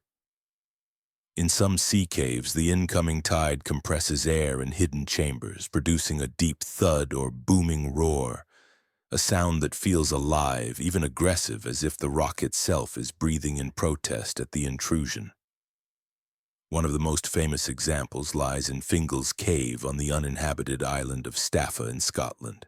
Formed entirely of hexagonal basalt columns, the cave's vaulted interior transforms the crash of waves into a haunting music that shifts with the swell. The sound is never the same twice. Sometimes a deep organ-like tone, sometimes a sharp chime, sometimes a layered chorus of notes that seem to rise from the rock itself. The effect has inspired music, poetry, and art for centuries, from Mendelssohn's Hebrides Overture to the verses of Victorian travelers who swore the cave had a soul. Elsewhere, the phenomenon is quieter but no less strange. In certain volcanic landscapes, thin rock slabs can ring like bells when struck. On some remote islands, boulders weathered by wind and sea produce soft, flute-like tones as air moves through their hollows. These sounds are not constant. They come and go with the tide, the season, the angle of the wind. To hear them requires patience, and perhaps a little luck. Standing in such a place, the line between science and enchantment blurs. You can explain the physics, the resonance of sand grains, the acoustics of stone chambers, the pressure of air forced through narrow gaps. But the experience still feels uncanny. It is not just that the land is making noise. It is that it is making noise in a way that seems deliberate, responsive, almost aware. For islanders, these sounds often become part of the identity of the place. They are landmarks in the auditory sense, as recognizable as a lighthouse beam or a mountain peak. Visitors remember them not as things they saw, but as things they heard.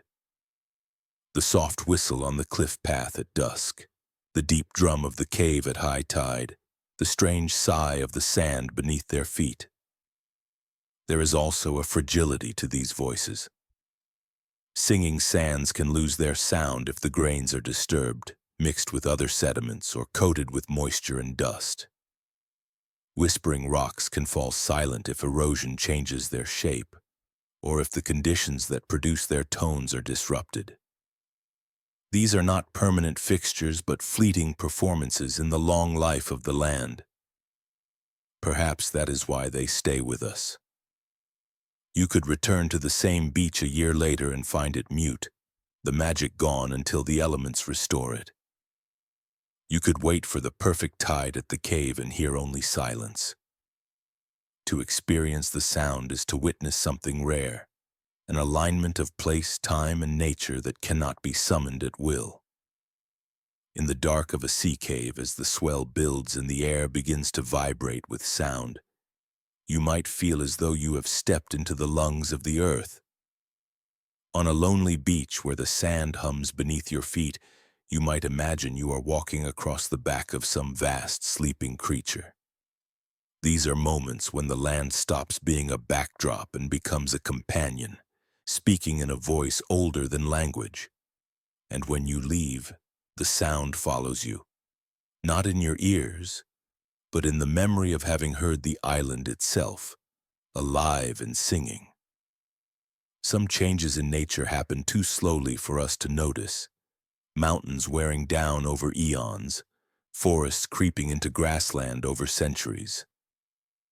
And then there are the transformations that unfold in a single human lifetime, or even in a single day. On certain islands, the land and water seem to move of their own accord, as though the map is being redrawn before our eyes. Lakes vanish overnight, shorelines shift, hills collapse into the sea.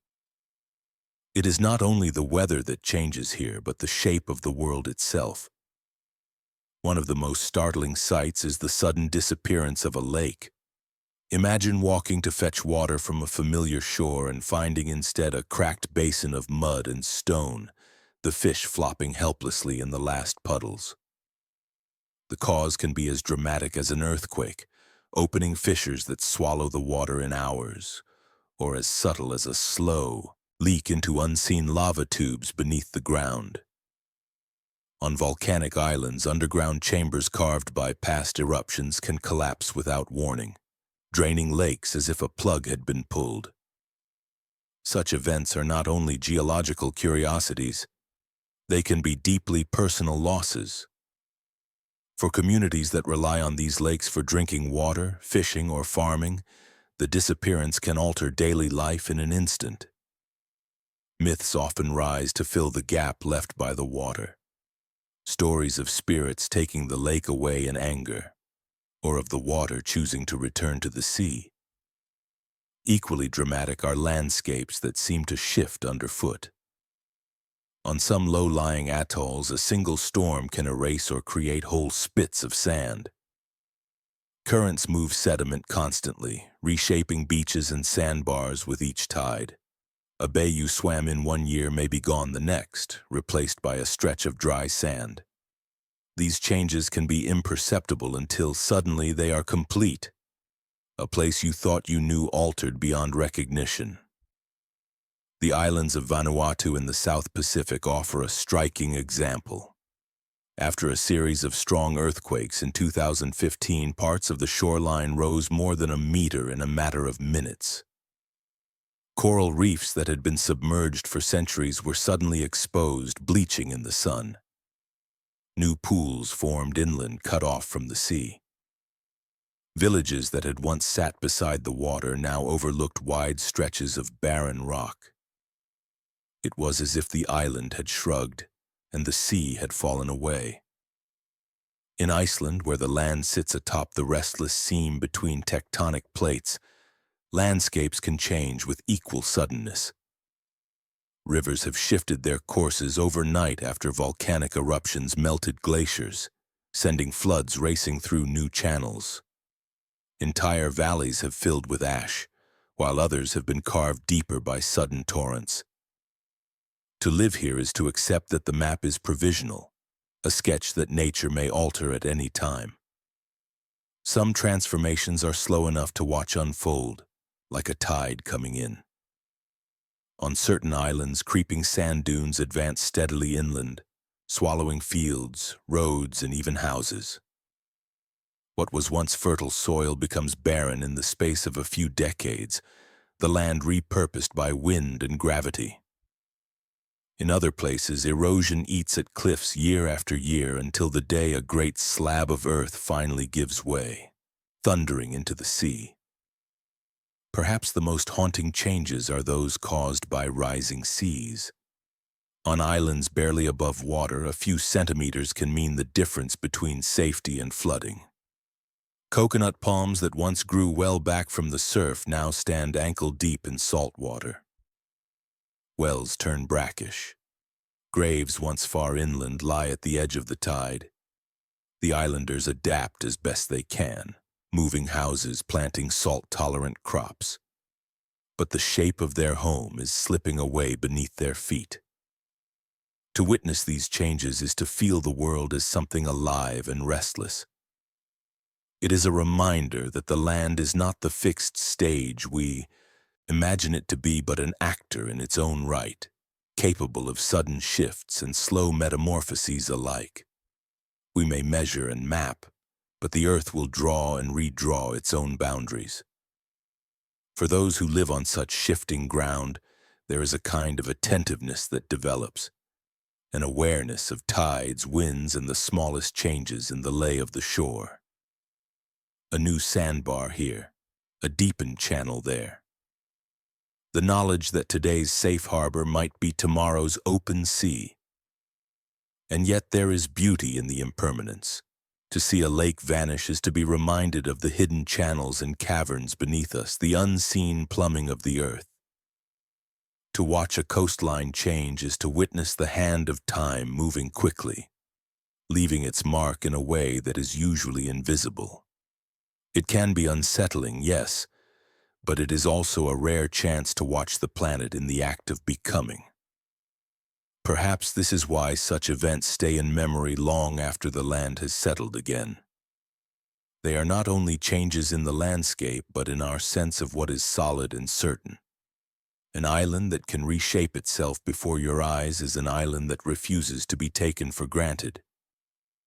It is a living reminder that we too are part of a shifting world, one that is always in the process of remaking itself. There are shorelines where the sea offers safe harbor, drawing ships into calm waters after long and weary voyages. And then there are shores that have earned reputations whispered among sailors, places where currents, storms, and hidden reefs conspire to tear vessels apart.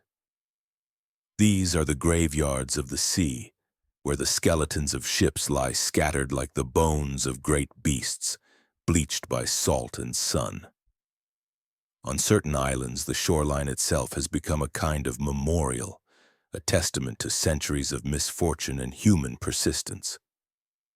The phrase, skeleton coast, is most famously tied to Namibia's Atlantic shore, a place so littered with wrecks and the bones of whales that early mariners saw it as cursed.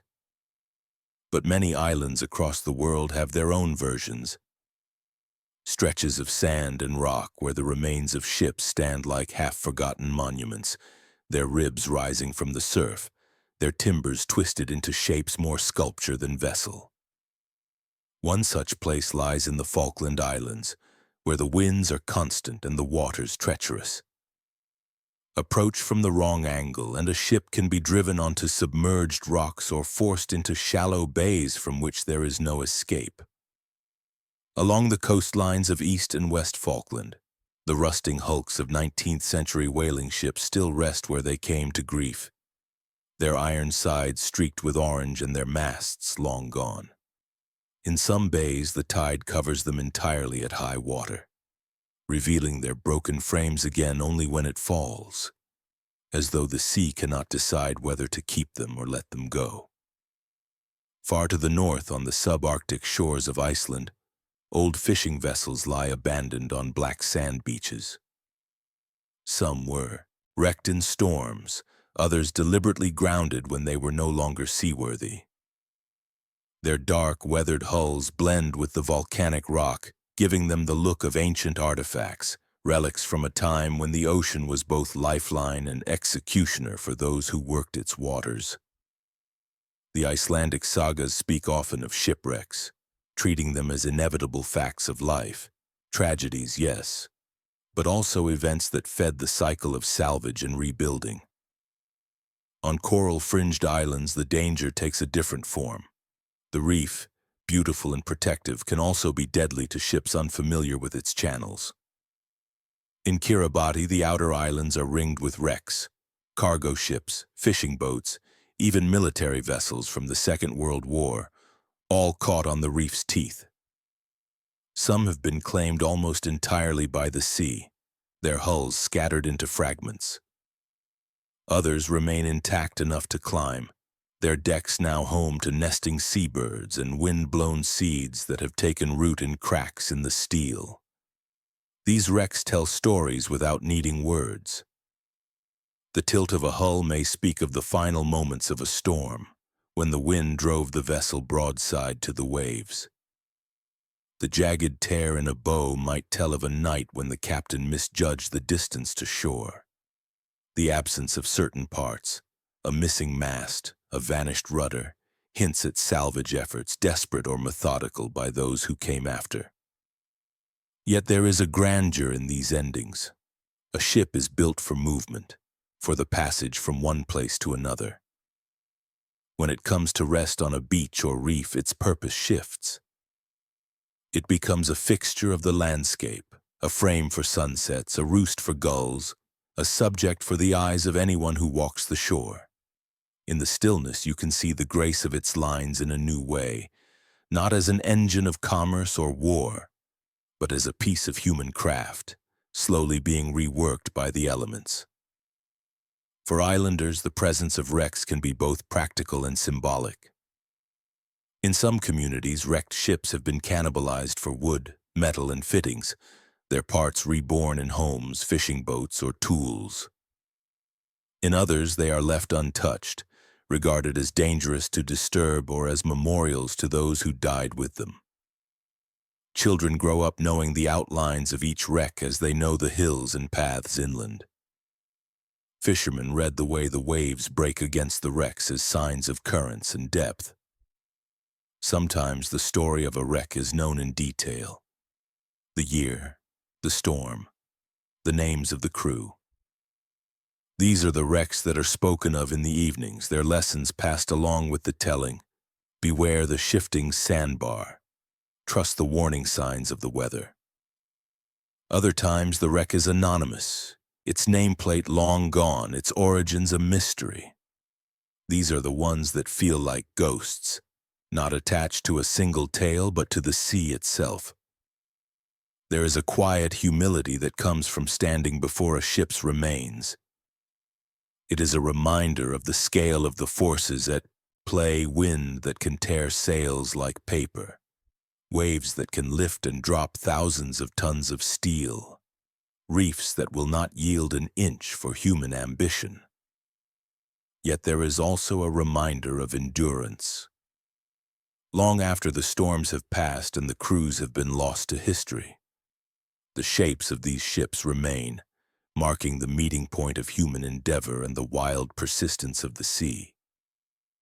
In certain light, at dawn perhaps when the air is still, a shipwreck can look almost whole again, its outline sharp against the horizon.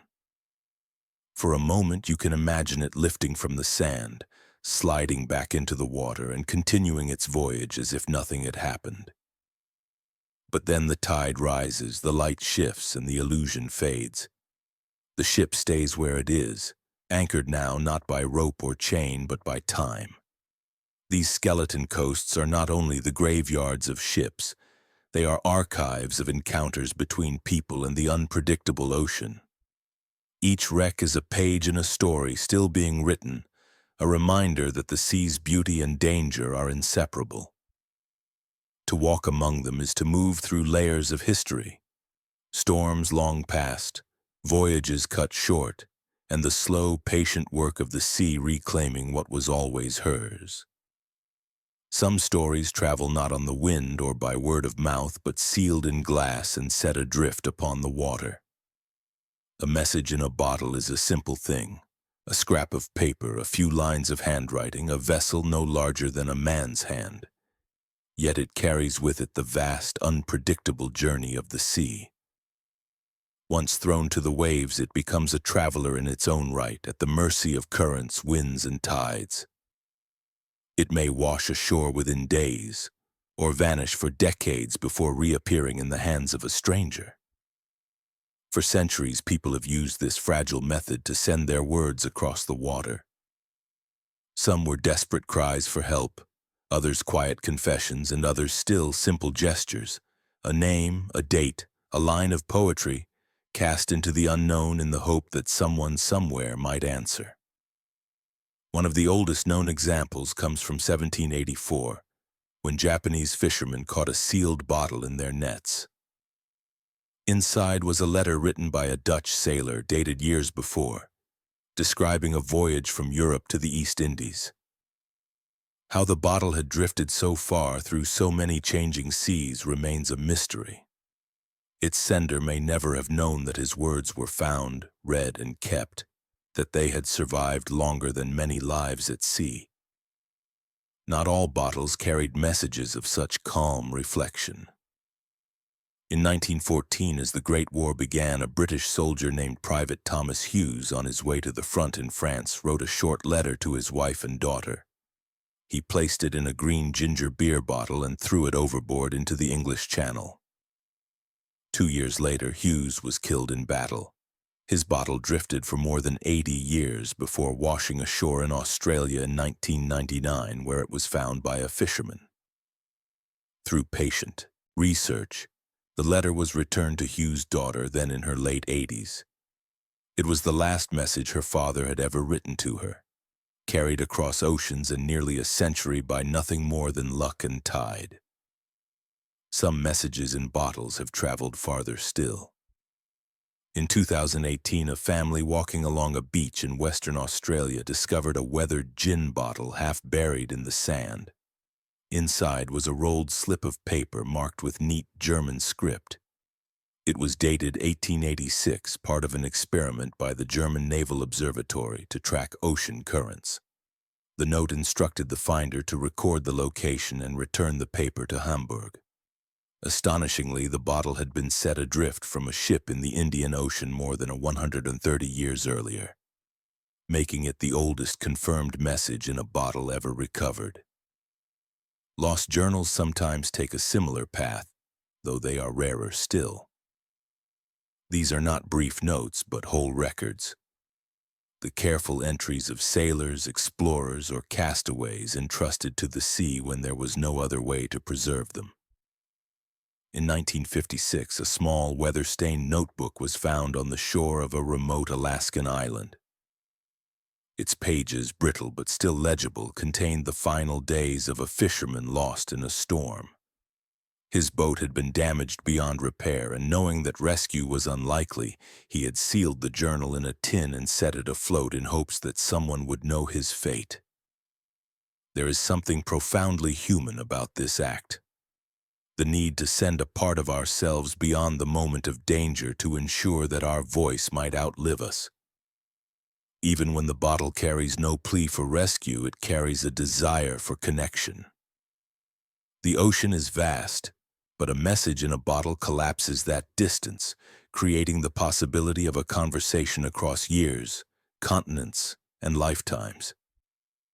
The romance of the idea has inspired countless imitations, school projects, love notes, even art installations, but the true stories have a weight to them that no fiction can match. Each recovered bottle is a survivor of storms, of being dashed against rock, of drifting unseen in the open water for longer than anyone might imagine. And there is always the moment of discovery. A walker on a quiet beach bends to pick up something glinting in the tide line. A child digs in the sand and feels the curve of glass beneath their hands. The bottle is lifted, turned in the light, its interior clouded by years of salt. Then the paper is coaxed free, unrolled carefully, revealing the neat ink or fading pencil that has slept in darkness for decades. In that instant, the finder is not simply reading, they are answering. Perhaps that is the real magic of these bottles and journals. They transform strangers into correspondents, even across the gulf of death or time. The sender casts their words into uncertainty. The finder, by opening and reading them, completes the act. Both become part of a story that could not exist without the other. When you stand on a beach with such a message in your hands, it is impossible not to look out at the water and wonder how many others are still out there, drifting past unseen shores, their paper dry, their ink still waiting to be read. The sea keeps more than it gives, but sometimes, only sometimes, it lets a voice return to land. There is a particular loneliness that belongs only to the sea, the loneliness of being the last, the only, the one left to endure when all others are gone. On certain islands, this loneliness has a face, the solitary survivor cast ashore by chance or disaster, living in the fragile space between hope and despair. These are the stories of those who outlasted shipwrecks, storms, and hunger, their lives reduced to the daily work of staying alive. History records many such figures, though their names are often forgotten. Some were rescued and brought home, their stories written down in newspapers and journals. Others disappeared into the places that had saved them, their last days unrecorded, their survival known only by traces, a rough shelter of palm fronds, a pile of shells beside a fire ring, a knife sharpened to the handle. One of the most enduring tales is that of Alexander Selkirk, a Scottish sailor marooned in 1704 on the Juan Fernandez Islands off the coast of Chile. Quarrels with his captain had led him to demand to be put ashore rather than continue aboard a leaking ship. At the time, he believed another vessel would pass soon, but months stretched into years. Selkirk learned to catch goats for food, to use their skins for clothing, and to shelter in caves when storms swept across the island. He became so attuned to the rhythms of the place that he could sense weather changes hours before they came. When he was finally rescued after more than 4 years alone, his story inspired Daniel Defoe's Robinson Crusoe, the most famous fictional castaway of all. But for every Selkirk, there are others whose survival was quieter, harder, and less celebrated. In 1813, a Japanese sailor named Otokichi and 2 companions were blown off course during a voyage along Japan's coast. After months adrift, they landed on the shores of the North American continent, far beyond any world they knew. While his companions eventually perished, Otokichi lived on, moving from place to place in foreign lands, a castaway not of an island but of his own lost home, unable to return due to Japan's strict isolationist laws. His survival was not the triumph of returning home, but the slow, complicated work of building a new life in exile. Survival alone on an island demands more than skill. It demands a kind of mental balance that is hard to sustain. Days must be filled with fishing, gathering, repairing, not only to meet the needs of the body, but to keep the mind from collapsing into despair. The horizon becomes both enemy and friend, a constant reminder of the world beyond, and a line that might one day deliver rescue. For some, rescue never comes. On many uninhabited islands, remnants of solitary survivors have been found long after their deaths.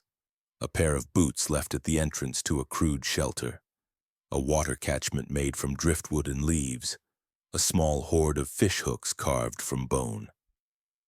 These fragments speak to ingenuity and persistence, but they also carry a weight, the knowledge that the person who made them worked each day toward a survival that ultimately ended in solitude. The fragility of such existence lies in the narrow margins. One injury, one storm that destroys a shelter, one dry season without enough fresh water, any of these can tip the balance. In tropical places, the abundance of fruit and fish can create the illusion of security, but even here, danger waits. Storm surges can sweep away food stores in a night. Illness can come from a single bad meal or an unseen insect bite. Yet there is also a strange strength in these lives.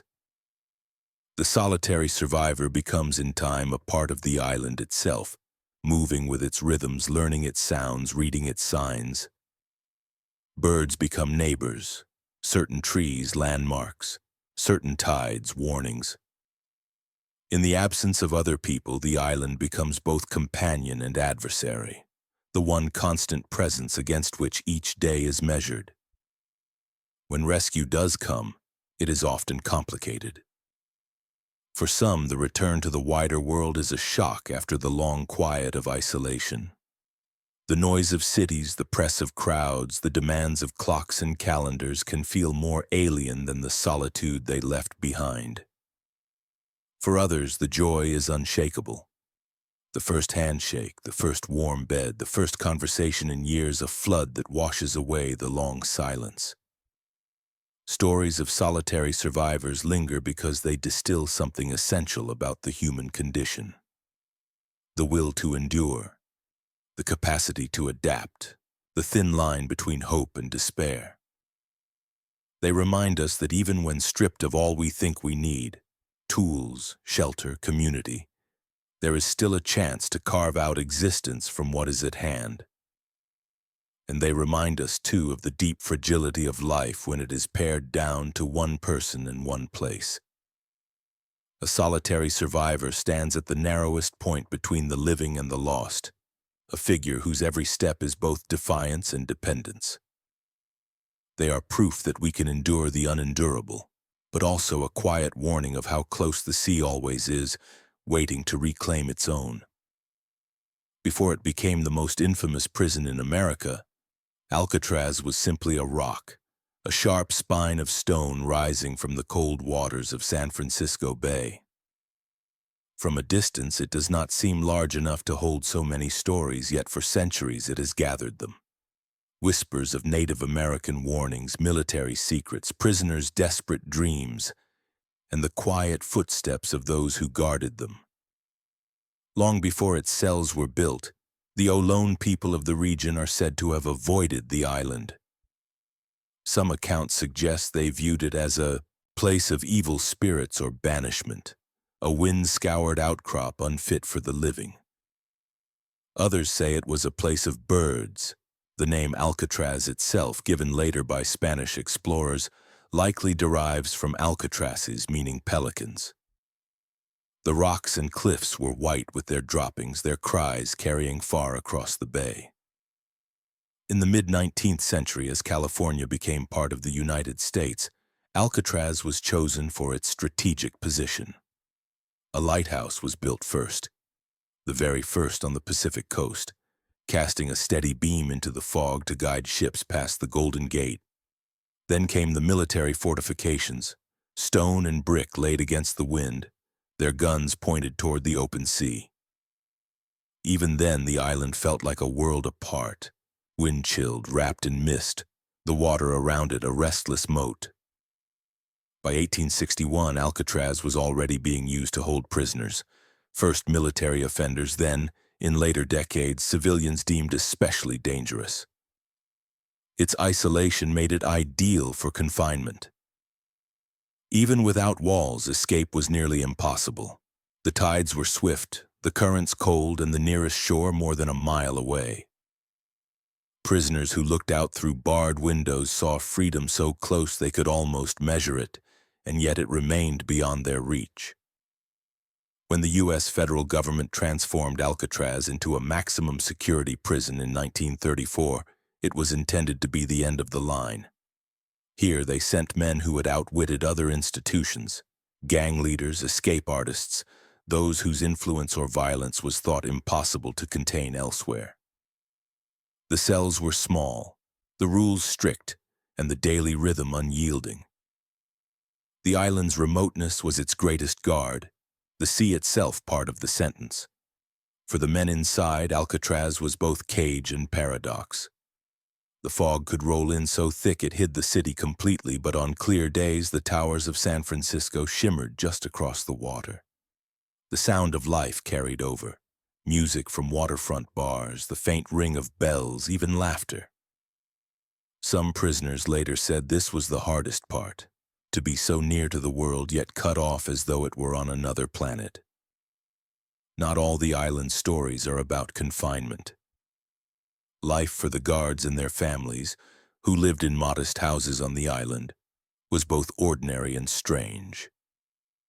Children played in the yard while some of the most feared criminals in the country walked in the yard below. Supplies came in by boat, as did the mail. Even in moments of normalcy, the sea's presence was constant, a reminder that the island could never truly be home. Over the years, there were escape attempts, some daring, some doomed. A few men vanished into the water, their fates uncertain. Did they drown in the currents or slip away to freedom? The official record leans toward the former, but the possibility of the latter has kept the stories alive. Alcatraz closed as a prison in 1963, its upkeep too costly, its purpose overtaken by other facilities. But the end of its use as a penitentiary did not end its hold on the imagination. The island became a symbol of isolation, endurance, and the human will to test boundaries. In 1969, a group of Native American activists occupied Alcatraz for more than a year, reclaiming it as a statement of sovereignty and resilience. Their presence breathed new meaning into the rock, layering protest atop the echoes of punishment. Today, the prison stands in partial ruin. Metal has rusted, paint has peeled, and the sea air has worn the stone smooth. Tourists walk the corridors where guards once paced, their footsteps loud in the quiet. In some cells, the air feels colder than elsewhere, as if memory itself has a temperature. Guides tell of voices heard in empty rooms, of cell doors slamming when no one is there, of the sound of music drifting from the mess hall decades after the last meal was served. Whether one believes in ghosts or not, it is hard to stand in Alcatraz without feeling the weight of what has passed. The wind moves through the broken windows like a voice. The gulls wheel overhead as if patrolling a territory they never surrendered. The island's loneliness is its most enduring feature. It clings to the stone as salt clings to the air. From the ferry back to the mainland, Alcatraz recedes into the mist much as it appears in the mind. A place apart, defined not only by what it held, but by what it kept out. In the end, it is the same rock it has always been, solitary, weathered and watchful, keeping its own counsel as the tides move endlessly around it. There are islands where the soil holds more bones than roots, where the wind moves over ground that has been turned and turned again, each spadeful touching another layer of the dead. They do not announce themselves. From the water they might look like any other scrap of land, a thin line of trees, a rocky shore, perhaps the ruin of an old building half hidden by grass. But step onto them and history presses close, silent and heavy. Some of these islands became mass graves by sudden tragedy. Others were used for centuries as places to bury the unwanted or the unclaimed. Wars, plagues, shipwrecks, all left their dead on isolated shores where there was no time or no will to carry them elsewhere. In the Baltic Sea lies a small, forested island once used as a burial ground during a plague outbreak. The records are thin, but the soil still gives up its secrets. Pits lined with hastily dug coffins, some stacked 2 or 3 deep. There was no ceremony, only necessity. The island's separation from the mainland kept the living safe, but it also ensured the dead were cut off, their names fading with each passing year. Further south, in New York's East River, Hart Island has served as the city's potter's field for over a century. It is not large, but it holds more than 1 million bodies. The unclaimed, the unidentified, the forgotten. Rows of pine coffins are buried in trenches, each layer covered in earth before the next is laid above. For decades, the work was done by prison labor, and the burials were unmarked save for simple numbers in city ledgers. The island's isolation kept it out of sight and, for most, out of mind. Even today, access is tightly controlled, and its shoreline remains quiet, as though the weight of the past forbids noise. Some burial islands are bound to the histories of war. Off the coast of Finland, an island was the site of a battlefield during the Crimean War. After the fighting, the dead from both sides were interred together in the rocky ground, their graves marked only by wooden crosses that long ago rotted away. The grass grew over them, the storm swept through, and the sea rose and fell against the shore, erasing the lines between enemies until only the land remembered where they lay. In the Pacific, certain islands were transformed by the Second World War into vast cemeteries almost overnight. Soldiers who fell in combat were often buried quickly on nearby ground, their resting places later exhumed for reburial elsewhere. But not all were moved. On some islands, the remains of the war dead still lie in shallow graves or unmarked pits, the jungle slowly folding itself over them. Even older are the burial mounds on small isles in the British Isles, where ancient peoples carried their dead across water for reasons lost to time. Some archaeologists believe the separation of burial ground from settlement was meant to keep the living and the dead in distinct worlds. Others think it was the opposite, that the journey to the island was a final ritual, a way of bringing the departed closer to the eternal sea. Mass graves carry a strange mix of anonymity and intimacy. In life, the individuals may have been strangers to one another, separated by language, class, or allegiance. In death, they lie side by side, joined in the shared silence of the island. The living who buried them may have done so in haste or reverence, with grief or exhaustion, but the outcome is the same. The land becomes a keeper of multitudes. Over time, the surface changes. Grass takes root in disturbed earth. Trees spread their roots through what was once open ground. Birds nest in branches above, unaware of the human histories beneath them. The island becomes, to the casual visitor, simply another green place in the water. Only those who know its past feel the shift in the air. The way sound seems to settle differently, as though not to disturb what lies below. On some islands, the dead are not entirely still. Erosion, storms, and human intrusion sometimes uncover remains. Bones pale against the soil, briefly brought back to light before being buried again. Each appearance is a reminder that the boundary between past and present is thinner here than elsewhere. To visit such a place is to stand in the presence of both memory and forgetting. The graves may be unmarked, the names lost, but the fact of their resting place endures. The sea guards them as much as it isolates them, keeping their island apart from the world yet tied to it by the quiet fact of mortality. In the end, these islands are not only cemeteries. They are time capsules of human experience, moments when the living confronted loss on a scale too large for ceremony, too urgent for delay.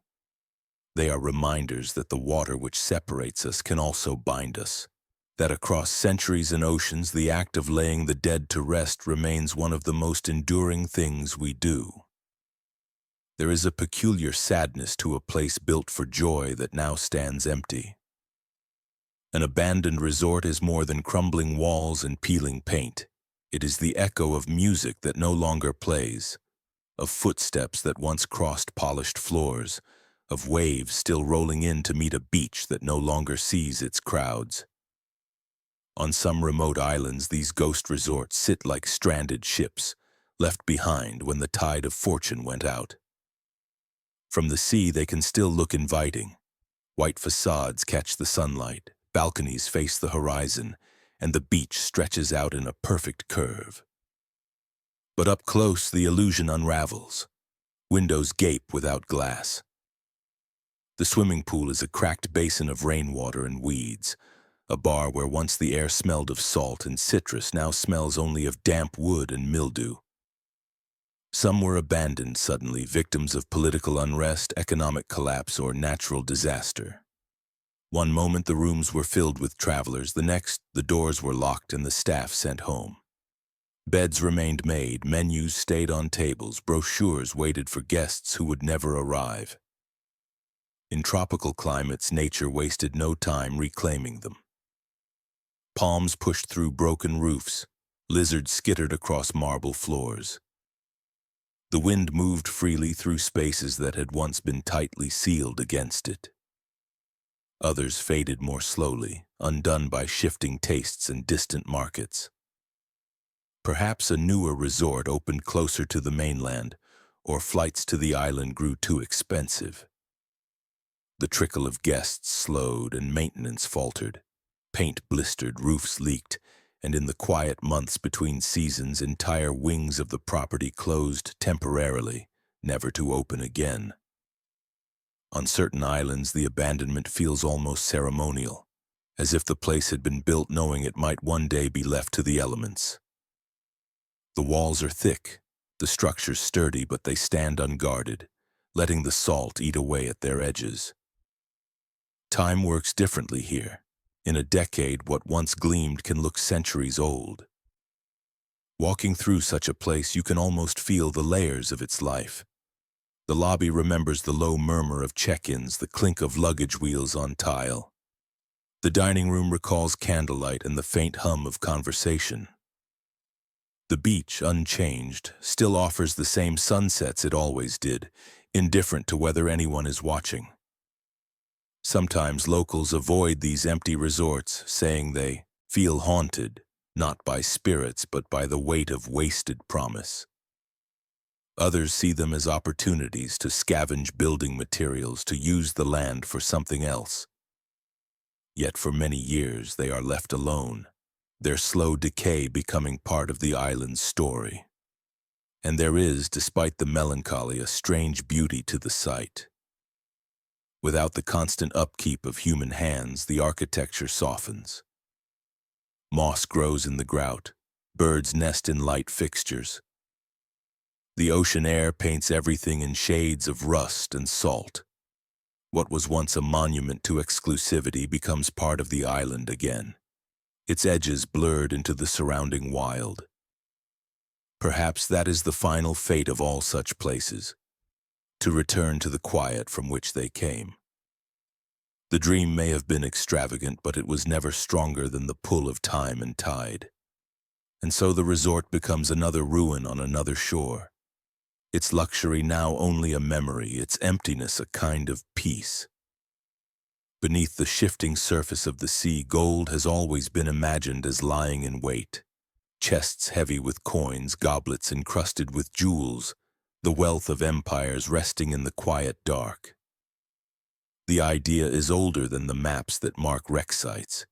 It drifts in sailors' songs and whispered promises between investors, in the way a diver's breath slows before slipping into the water. For centuries, stories of treasure beneath the waves have begun the same way. With a ship heavy laden, a storm gathering, and a final desperate struggle before the sea swallows all. In the Caribbean, the remains of Spanish galleons still lie hidden, their holds once packed with silver from the Americas, gold from the Andes, emeralds from Colombia. Some wrecks are documented, others are only names in brittle ledgers, their coordinates guessed at from the last sighting. These tales travel far beyond the places where they happened. Off the coast of Florida, locals still speak of the 1715 treasure fleet, 11 Spanish ships wrecked by a hurricane in a single night. For centuries, storms have churned their cargo back toward the beaches. Small coins found glittering in the sand after rough weather. Each discovery renews the idea that somewhere just out of reach more gold waits. But for every real coin found, there are countless dreams that lead nowhere. The ocean's floor is vast, its depths difficult to search. Sand shifts, currents bury what was once visible, and even when a wreck is located, the work of recovery is dangerous and slow. Divers must contend with sharp metal, unstable timbers, and waters that can turn murky in moments. Many expeditions spend years and fortunes without bringing up more than fragments. A rusted hinge, a shard of pottery, a length of chain. And then there is the reality of law. In many countries, shipwrecks and their cargo are protected as cultural heritage, not prizes to be claimed. Even international waters are not free of dispute. A wreck may belong to the nation whose flag it flew, to the descendants of its crew, or to the insurance company that paid for its loss centuries ago. Modern treasure hunters must navigate as many legal obstacles as physical ones. Still, the allure persists. Part of it lies in the physical beauty of gold itself, its weight, its shine, the way it resists tarnish even after centuries underwater. Coins raised from the seabed can gleam as brightly as the day they were struck, their edges still sharp, their inscriptions clear. To hold one is to bridge time, to imagine the hands it passed through, the journeys it made before its long sleep. Yet the deeper pull may come from what gold represents. Not only wealth, but the power to change one's fate. A single discovery can turn obscurity into legend. Names like Mel Fisher, who spent 16 years searching for the Nuestra Señora de Atocha before finding her, are etched into maritime lore as proof that persistence can bring the sea to yield its secrets. And then there are the treasures that are not gold at all, but are treated as if they were. The intact ship's bell that rang its last note centuries ago, the carved figurehead still bearing the face of some long-forgotten goddess, the sealed bottles of wine whose corks have not been touched by air since they left the shore. These objects carry a value beyond currency, a weight of story that no market can measure. In the end, the myth and the reality are intertwined. The sea's unclaimed treasures are both richer and poorer than the legends suggest. Richer because they include histories and artifacts whose worth cannot be counted. Poorer because the great heaps of gold and jewels so often imagined are rare and even rarer to retrieve. The ocean does not give easily. But the dream remains, as enduring as the tides. Somewhere beneath waves that glitter in the sun or rise black in the storm, there may lie a chest still sealed, its contents undisturbed. Somewhere a diver may be descending right now, the beam of a light cutting through the gloom, catching for an instant on something that gleams. And in that instant, centuries collapse, and the promise of gold beneath the waves becomes once again almost within reach. There is a kind of beauty that dazzles even as it hides its cost. The Pearl Islands, scattered in the warm waters of the Gulf of Panama, are such a place. A sunlit constellation of green hills, white beaches, and clear shallows, where the water seems to breathe in shades of turquoise and silver. Seen from above, they look untouched, like fragments of some primordial paradise. Yet their name tells a more complicated story. Beauty here has long been measured, taken, and sold. Long before Europeans arrived, the islands were home to indigenous peoples who fished, farmed, and dove for the pearls that gave the archipelago its name. These pearls were not mere ornaments. They were offerings, tokens in trade, symbols of connection to the sea. The divers, skilled, fearless, and bound to the tides, descended without the tools of modern diving, holding their breath as they searched the oyster beds. They knew the sea's moods, the seasons when it yielded most generously, and the dangers that could end a life in an instant. When Spanish explorers came in the early 16th century, they saw not the balance between people and place, but the wealth lying in the shallow bays. The conquest of the Pearl Islands was swift and brutal. Indigenous communities were enslaved, forced to dive for oysters in long, grueling hours. Pearls of extraordinary size and luster were shipped to Spain, where they adorned the crowns and collars of royalty. One, known as La Peregrina, the Wanderer, became one of the most famous pearls in the world, passing through the hands of kings, queens, and eventually film stars. The beauty that once belonged to the islands themselves was exported, leaving behind a legacy of loss. The population of indigenous islanders was decimated, their knowledge nearly erased. The pearl beds, over-harvested for centuries, could no longer sustain the abundance they once offered. Even as the waters still shimmered, the balance had been broken. And yet, beauty persisted. The same currents that once carried pearl oysters now bring schools of fish in silver clouds.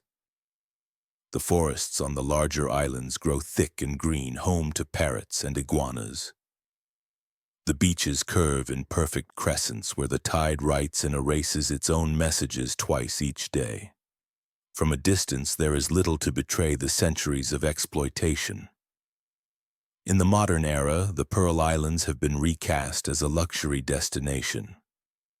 Resorts and private villas dot the larger islands, their infinity pools mirroring the horizon. Tourists come to fish, to dive, to walk beaches where their footprints last only until the next tide. For some, the name Pearl Islands is no longer tied to the oysters that once defined them, but to the idea of an untouched escape. Yet the past lingers, as it always does on islands. Local fishermen still work the waters, though many now fish for other species, their catch bound for mainland markets. In some coves, the descendants of those who once dived for pearls still gather oysters, but the yields are smaller, and the work is now more a tradition than a livelihood. The sea has not forgotten the centuries it was asked to give more than it could replenish. The relationship between beauty and exploitation is rarely a clean line. It is a tide that moves forward and back.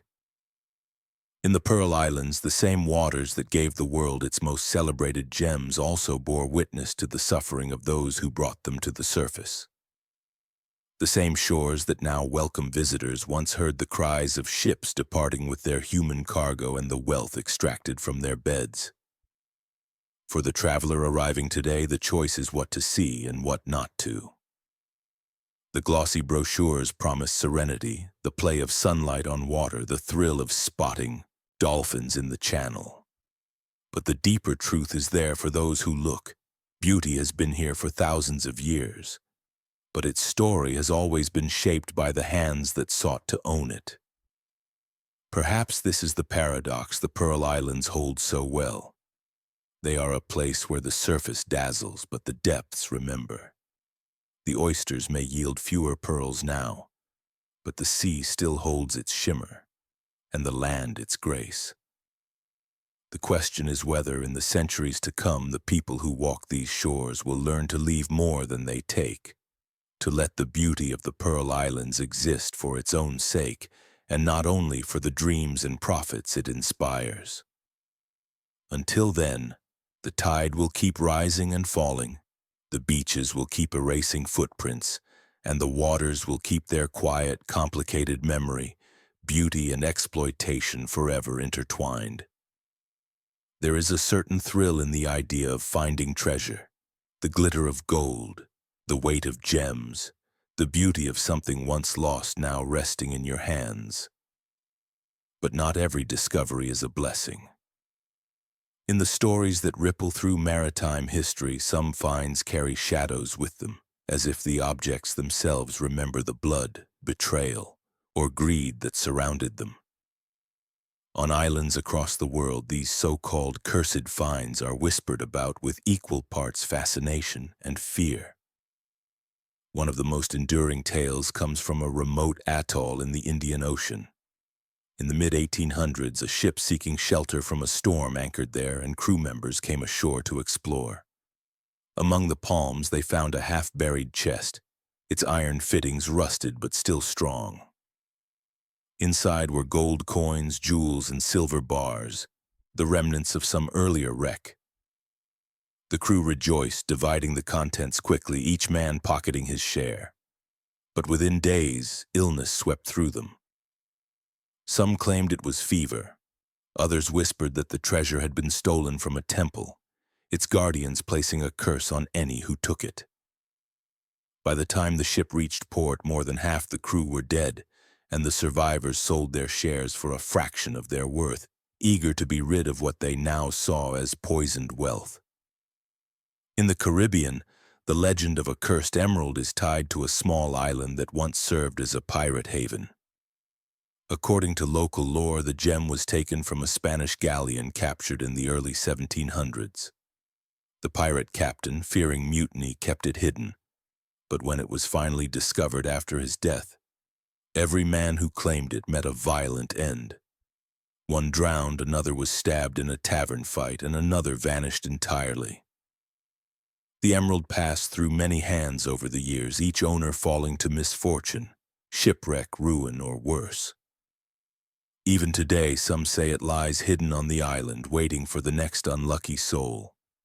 Not all cursed finds are tied to theft or violence. On certain volcanic islands, locals tell of stones with strange markings said to be gifts from the earth itself. Tourists who pocket these as souvenirs sometimes report strings of bad luck, accidents, lost jobs, broken relationships, until they send the stones back. The island of Hawaii, for example, has received countless packages from visitors returning volcanic rocks they took, often with letters begging forgiveness from the goddess Pele. Whether these misfortunes are coincidence or consequence is beside the point. The belief in the curse is strong enough to make people give up what they once thought harmless. In some cases, the curse may be nothing more than the weight of guilt. In the early 20th century, divers searching off the coast of a Mediterranean island brought up a trove of ancient artifacts, statues, amphorae, gold ornaments. Officially, these belonged to the state, but much was kept hidden in private collections. Over the next decade, a series of unexplained tragedies befell those involved. Sudden illnesses, fires that destroyed homes, fatal accidents at sea. Whether by chance or by some darker thread, the connection between the stolen relics and their owners' fates became part of local warning lore. There is a pattern in these stories, whether true or embroidered over time. Riches found without honor, taken from the dead, from sacred ground, from the wrecks of the desperate, seem to invite retribution. The form it takes varies: sickness, madness, violent loss. Sometimes the ruin is slow, the fortune dwindling through bad investments or betrayals. Other times it is swift and spectacular, a single stroke of fate wiping away everything gained. Psychologists might say the curse is a story we tell ourselves to explain the chaos of life. Historians might trace it to the human need for moral balance, the idea that wealth gained wrongly must be paid for in some way. But for those who live on the islands where these tales are told, the explanation matters less than the warning. Fishermen who find gold coins in their nets often toss them back into the sea. Divers leave certain wrecks untouched. Even in the modern age, when satellites can map the ocean floor and salvage operations can reach depths once thought impossible, there are places left alone, not because they cannot be reached, but because they should not be disturbed. Perhaps the real curse of such finds is what they awaken in people: greed, secrecy, mistrust. A sudden influx of wealth can fracture a crew, a family, a community. Arguments turn to fights, fights to bloodshed. The object at the center, the coin, the jewel, the artifact, becomes a seed of discord growing until it consumes the lives around it. By the time the dust settles, the treasure may still be there, gleaming and untouched. But the hands that once claimed it are gone. And so the stories persist. They are told on docks as the sun sets, on quiet beaches where the waves hide the sound of voices, in the dim corners of island bars where maps and rumors change hands. The details shift, the names fade, but the warning is always the same. Not every glittering thing is meant to be taken. Some riches are better left to the sea, where their beauty cannot harm and their history cannot be rewritten. Some islands vanish not because they were never real, but because the sea is patient and the sea is strong. The same waters that shape their shores with quiet waves can, in a single night, undo centuries of human settlement. Sometimes it happens violently, the work of storms and tsunamis. Other times the process is so slow it feels like a dream you only half remember, until one day the map is wrong and the island is gone. Throughout history there are records of islands swallowed whole, their names now footnotes in maritime charts. In the Bay of Bengal, the island of Lohachara once supported thousands of people with farms, homes, and schools. Then the tides began creeping higher. Over decades, erosion and rising seas gnawed at the edges, storms hastened the loss. And by the 1990s, Lohachara was gone. Its people had moved inland, carrying only what they could salvage, leaving the sea to erase every trace. Elsewhere, the disappearance is sudden, leaving survivors with stories that sound like legend. In 1883, when Krakatoa erupted, the nearby island of Sabesi was devastated by waves more than 30 meters high. Villages, fields, and forests were swept away in minutes. For days afterward, the sea was choked with debris, broken beams, uprooted palms, and the bodies of livestock and people. The coastline that remained was unrecognizable, reshaped by a force beyond imagining. In the Pacific, tsunamis have erased whole atolls. Oral histories from the Solomon Islands tell of low-lying islets that vanished in a single night, the waves sweeping over them so completely that when the waters receded, there was nothing left but open sea. These stories, passed down for generations, serve as warnings as much as remembrances, reminders that paradise can be as fragile as a shell. Not all destruction is the work of sudden catastrophe. Some islands are claimed inch by inch, grain by grain. The wind shifts sand from one side to another. Currents pull the shoreline inward, eroding beaches until salt water seeps into freshwater springs and crops fail.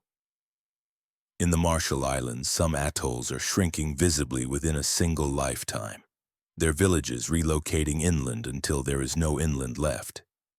There is a kind of grief in watching land disappear slowly.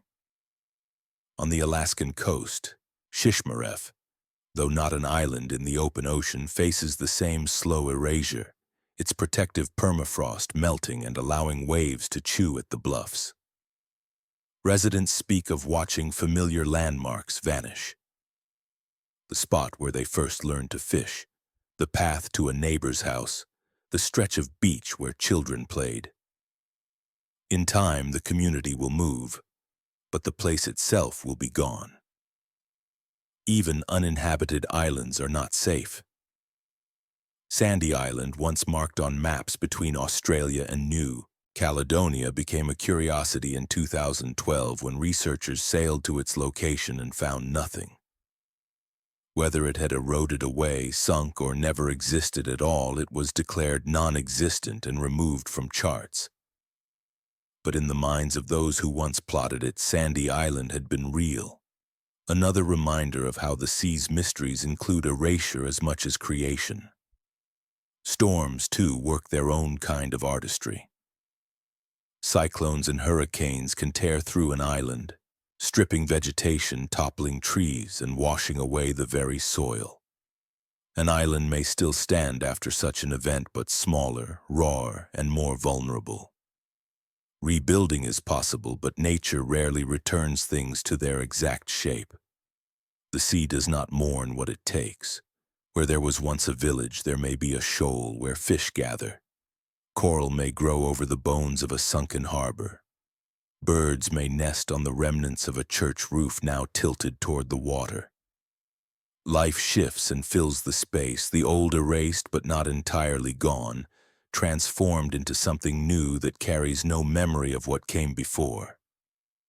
For those who lose their homes to the sea, memory becomes the only anchor. Stories are told of where the shoreline once was, of the trees that marked a family's land, of the sounds and smells of a place now underwater. Some return by boat to where their island used to be, dropping flowers into the waves as if visiting a grave. The water moves on, indifferent to the ceremony. The maps change, the charts are corrected, but the loss remains felt in ways that cannot be drawn in ink. For as long as people have lived beside the sea, they have known this truth. The ocean gives and the ocean takes away. Sometimes it builds a home and sometimes it erases it entirely. And no matter how many seawalls are built, how many stones are laid, there is always the possibility that one day the tide will rise, and the island will be nothing more than a memory, swallowed whole and claimed again by the sea. Water does not think as we do, yet it remembers. Not in words, not in the shapes of letters or the pages of books, but in movement, in currents, in the slow and endless folding of tides over themselves. The ocean holds its memories in salt and silence, in the faint echo of what has passed through it. And for those who have lived long beside the shore, there is a sense, difficult to explain, impossible to prove, that the sea never truly forgets. When a ship sinks, its story is not over. The hull, the cargo, the voices of the crew, all vanish from the surface, but below, the water wraps around them. Over time, the metal rusts, the wood softens, and the coral creeps over every edge. Fish make their homes where there were once cabins and storerooms. The sea changes what it keeps, but it does not lose it. The shape of the wreck may be unrecognizable to human eyes after a century, yet to the ocean it is still there, folded into the fabric of its depths. Islands, too, leave traces after they are gone. When a low atoll sinks beneath rising tides or is swept away by storms, the water remembers the contour of its reef. Waves break in patterns that hint at the shape of what once stood there.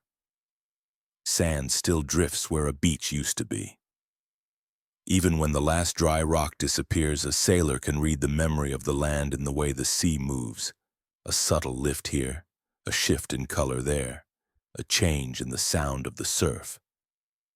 For centuries, navigators learned to feel these memories through the hulls of their ships. Polynesian wayfinders traveling vast distances across the Pacific could sense the presence of an island beyond the horizon by the way swells rebounded from it. They would speak of the sea's shadow, the invisible mark left by land upon the water. To them, the ocean was not an empty expanse, but a living map, marked with the imprints of everything it touched. The memory of water is not always gentle. It can be heavy with loss. When the 2004 Indian Ocean tsunami struck, entire coastlines were transformed in moments. Towns and villages were erased, harbors unrecognizable. In the years after, survivors spoke of how the sea felt different, how the sound of the waves seemed sharper, how the smell of the shore had changed. The event was over, but the water still carried its violence, and those who lived with it could feel the shift. Even in stillness, the ocean holds stories of what has been lost. Divers exploring deep wrecks often describe a kind of presence, not of ghosts, but of the place itself. The water inside a sunken ballroom or chapel feels thicker, older, as if it knows what once filled that space. Sunlight filters in, soft and distorted like memory itself, imperfect, refracted yet carrying the outline of what it recalls. Science, too, finds proof in the sea's memory. Sediment cores pulled from the ocean floor reveal layers built over millennia, each a record of an era, volcanic ash from an ancient eruption, pollen from forests long vanished, microfossils from creatures extinct for ages. The sea stores these in perfect order, a diary written without ink, one layer atop another waiting to be read. But perhaps the most haunting form of the ocean's memory is the way it returns what it has taken. After storms, beaches receive pieces of the past, a plank from a wreck decades old, a message in a bottle whose sender is long gone, a pearl dislodged from its resting place. Sometimes it is only driftwood, sometimes it is the bones of the drowned. The sea offers no explanation, only the fact of return, as if to remind us that it still knows. There is comfort in this if one chooses to see it that way. The knowledge that nothing is truly lost, that somewhere in the constant motion the shapes and stories of what was remain. The sea keeps them not out of love or malice, but because that is what water does. It carries, it records, it reshapes. Standing at the edge of the tide, watching the foam curl around, your feet you may feel it, the faint pull of something older than yourself, the whisper of events you never saw but which the water has not forgotten. And in that moment the boundary between past and present blurs, the sea's memory folding into your own. Beneath the restless surface of the sea there are places where the world above has been replicated in silence, streets and walls, arches and steps, all lying in a perpetual blue twilight. These are the ruins that sleep beneath the waves, their stones worn smooth by the slow passing of water, their edges softened by coral and kelp. Some once stood proudly on dry land, others were built for the sea itself. All now belong to the ocean's long memory. In the Mediterranean off the coast of Egypt, the ancient city of Heraklion lay hidden for more than 1,000 years. Once a bustling port, it was the gateway to Egypt before Alexandria existed. Then sometime between the 1st and 3rd centuries it began to sink. Perhaps from earthquakes, perhaps from the slow settling of the land into the soft delta silt. By the time it vanished completely, its name had slipped into legend. For centuries, fishermen told of shapes glimpsed under their boats, of nets snagged on stone. When divers finally found the ruins in 2000, they saw statues lying on their sides, colossal stone blocks scattered like dice, temple columns draped in seaweed. The city had been preserved not in air but in water, its silence unbroken. Far to the west, in the Caribbean, the sea guard's another mystery. Off the coast of Cuba, sonar scans in the early 2000s revealed geometric structures deep below the surface. Patterns that some claimed could be streets, plazas, even pyramids. The depth is too great for ordinary diving, and the origin of the formations remains uncertain. Whether they are natural rock or the remnants of some ancient civilization, the effect is the same. The sense that the sea is keeping a secret, one it is in no hurry to reveal. In Japan's Ryukyu Islands, divers swim through the Yonaguni Monument, a massive stone structure lying just below the waves. Its terraces, steps, and sharp angles look deliberate, as though carved by human hands, yet its true origin is debated. Some scientists say it is a natural formation shaped by currents and tectonic shifts. Others believe it is the work of a civilization long forgotten. In the filtered light, the monument feels both ancient and alien, a place where nature and intention blur into one. Closer to the surface, in shallower waters, smaller ruins tell quieter stories. Off the coast of Italy, the ancient Roman city of Baiae lies partly submerged, its mosaic floors visible through the clear shallows. Here, statues stand waist-deep in the tide, their faces blurred by centuries of salt. Baiae was once a resort for Rome's elite, a place of indulgence and intrigue. Volcanic activity gradually sank parts of it, and now visitors arrive by boat to float above what was once a world of marble halls and warm baths. The ocean's ruins are not always ancient. In the Pacific, entire villages lie beneath lagoons swallowed during World War II when battles tore through the islands. The wreckage of ships and planes settled beside them, a mingling of centuries in one place. Stone temples beside rusting metal hulls, anchors lying near coral that has claimed them. For divers, these are museums without walls, where history is layered not in books but in the very water. There is a stillness to these places that is unlike anywhere on land.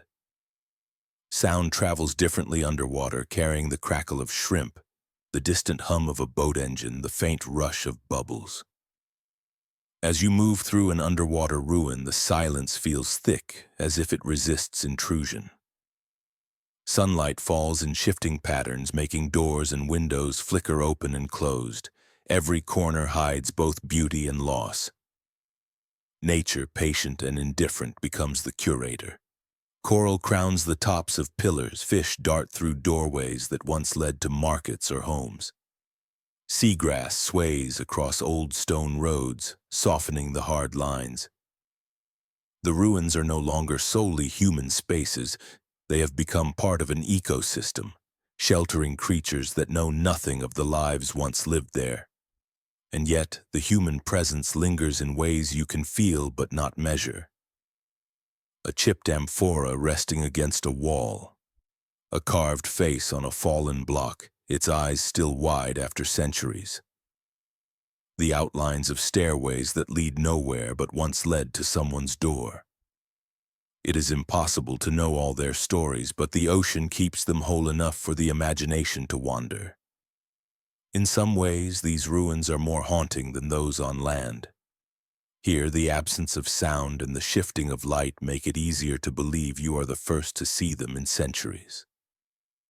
The water itself feels like a veil, a reminder that you are only visiting and that the sea can close again over what it has shown. When you surface, the air feels sharper, louder. The ruins are still there, unchanged, waiting in their quiet darkness. And long after you leave, the memory of moving through them stays, not only with you, but with the water which has been holding them for far longer than any living witness. The echoes under the waves remain, unheard by most but always present, carried in the endless motion of the sea. There are shorelines we walk only in dreams, places where the air is warm but heavy, the horizon shifts with every blink, and the water moves in ways we cannot name. Yet the sand feels real beneath our feet, each grain distinct, as though memory and imagination have conspired to build a perfect beach. In these dreamscapes, islands appear and vanish with the rhythm of our thoughts. A headland forms ahead, and when we reach it, it is already something else. A ruin, a cliff, a quiet bay. Walking such a shore is like following the edge of the mind itself. Here there is no clear boundary between what is seen and what is remembered. The shells underfoot might be ones you collected as a child, or ones the sea has only just laid down. The scent of salt might come from a real ocean, or from the faint trace of it in a distant memory. And the light, that strange, otherworldly glow, belongs equally to dusk and dawn, as though the day has chosen not to end. In dreams, water becomes more than water. Sometimes it is a mirror, showing not the sky above, but faces, places, and moments thought long gone. Sometimes it is opaque and alive, whispering in a language you almost understand. The tide might recede to reveal streets paved in coral, steps descending into shadow, or doors that open to nothing.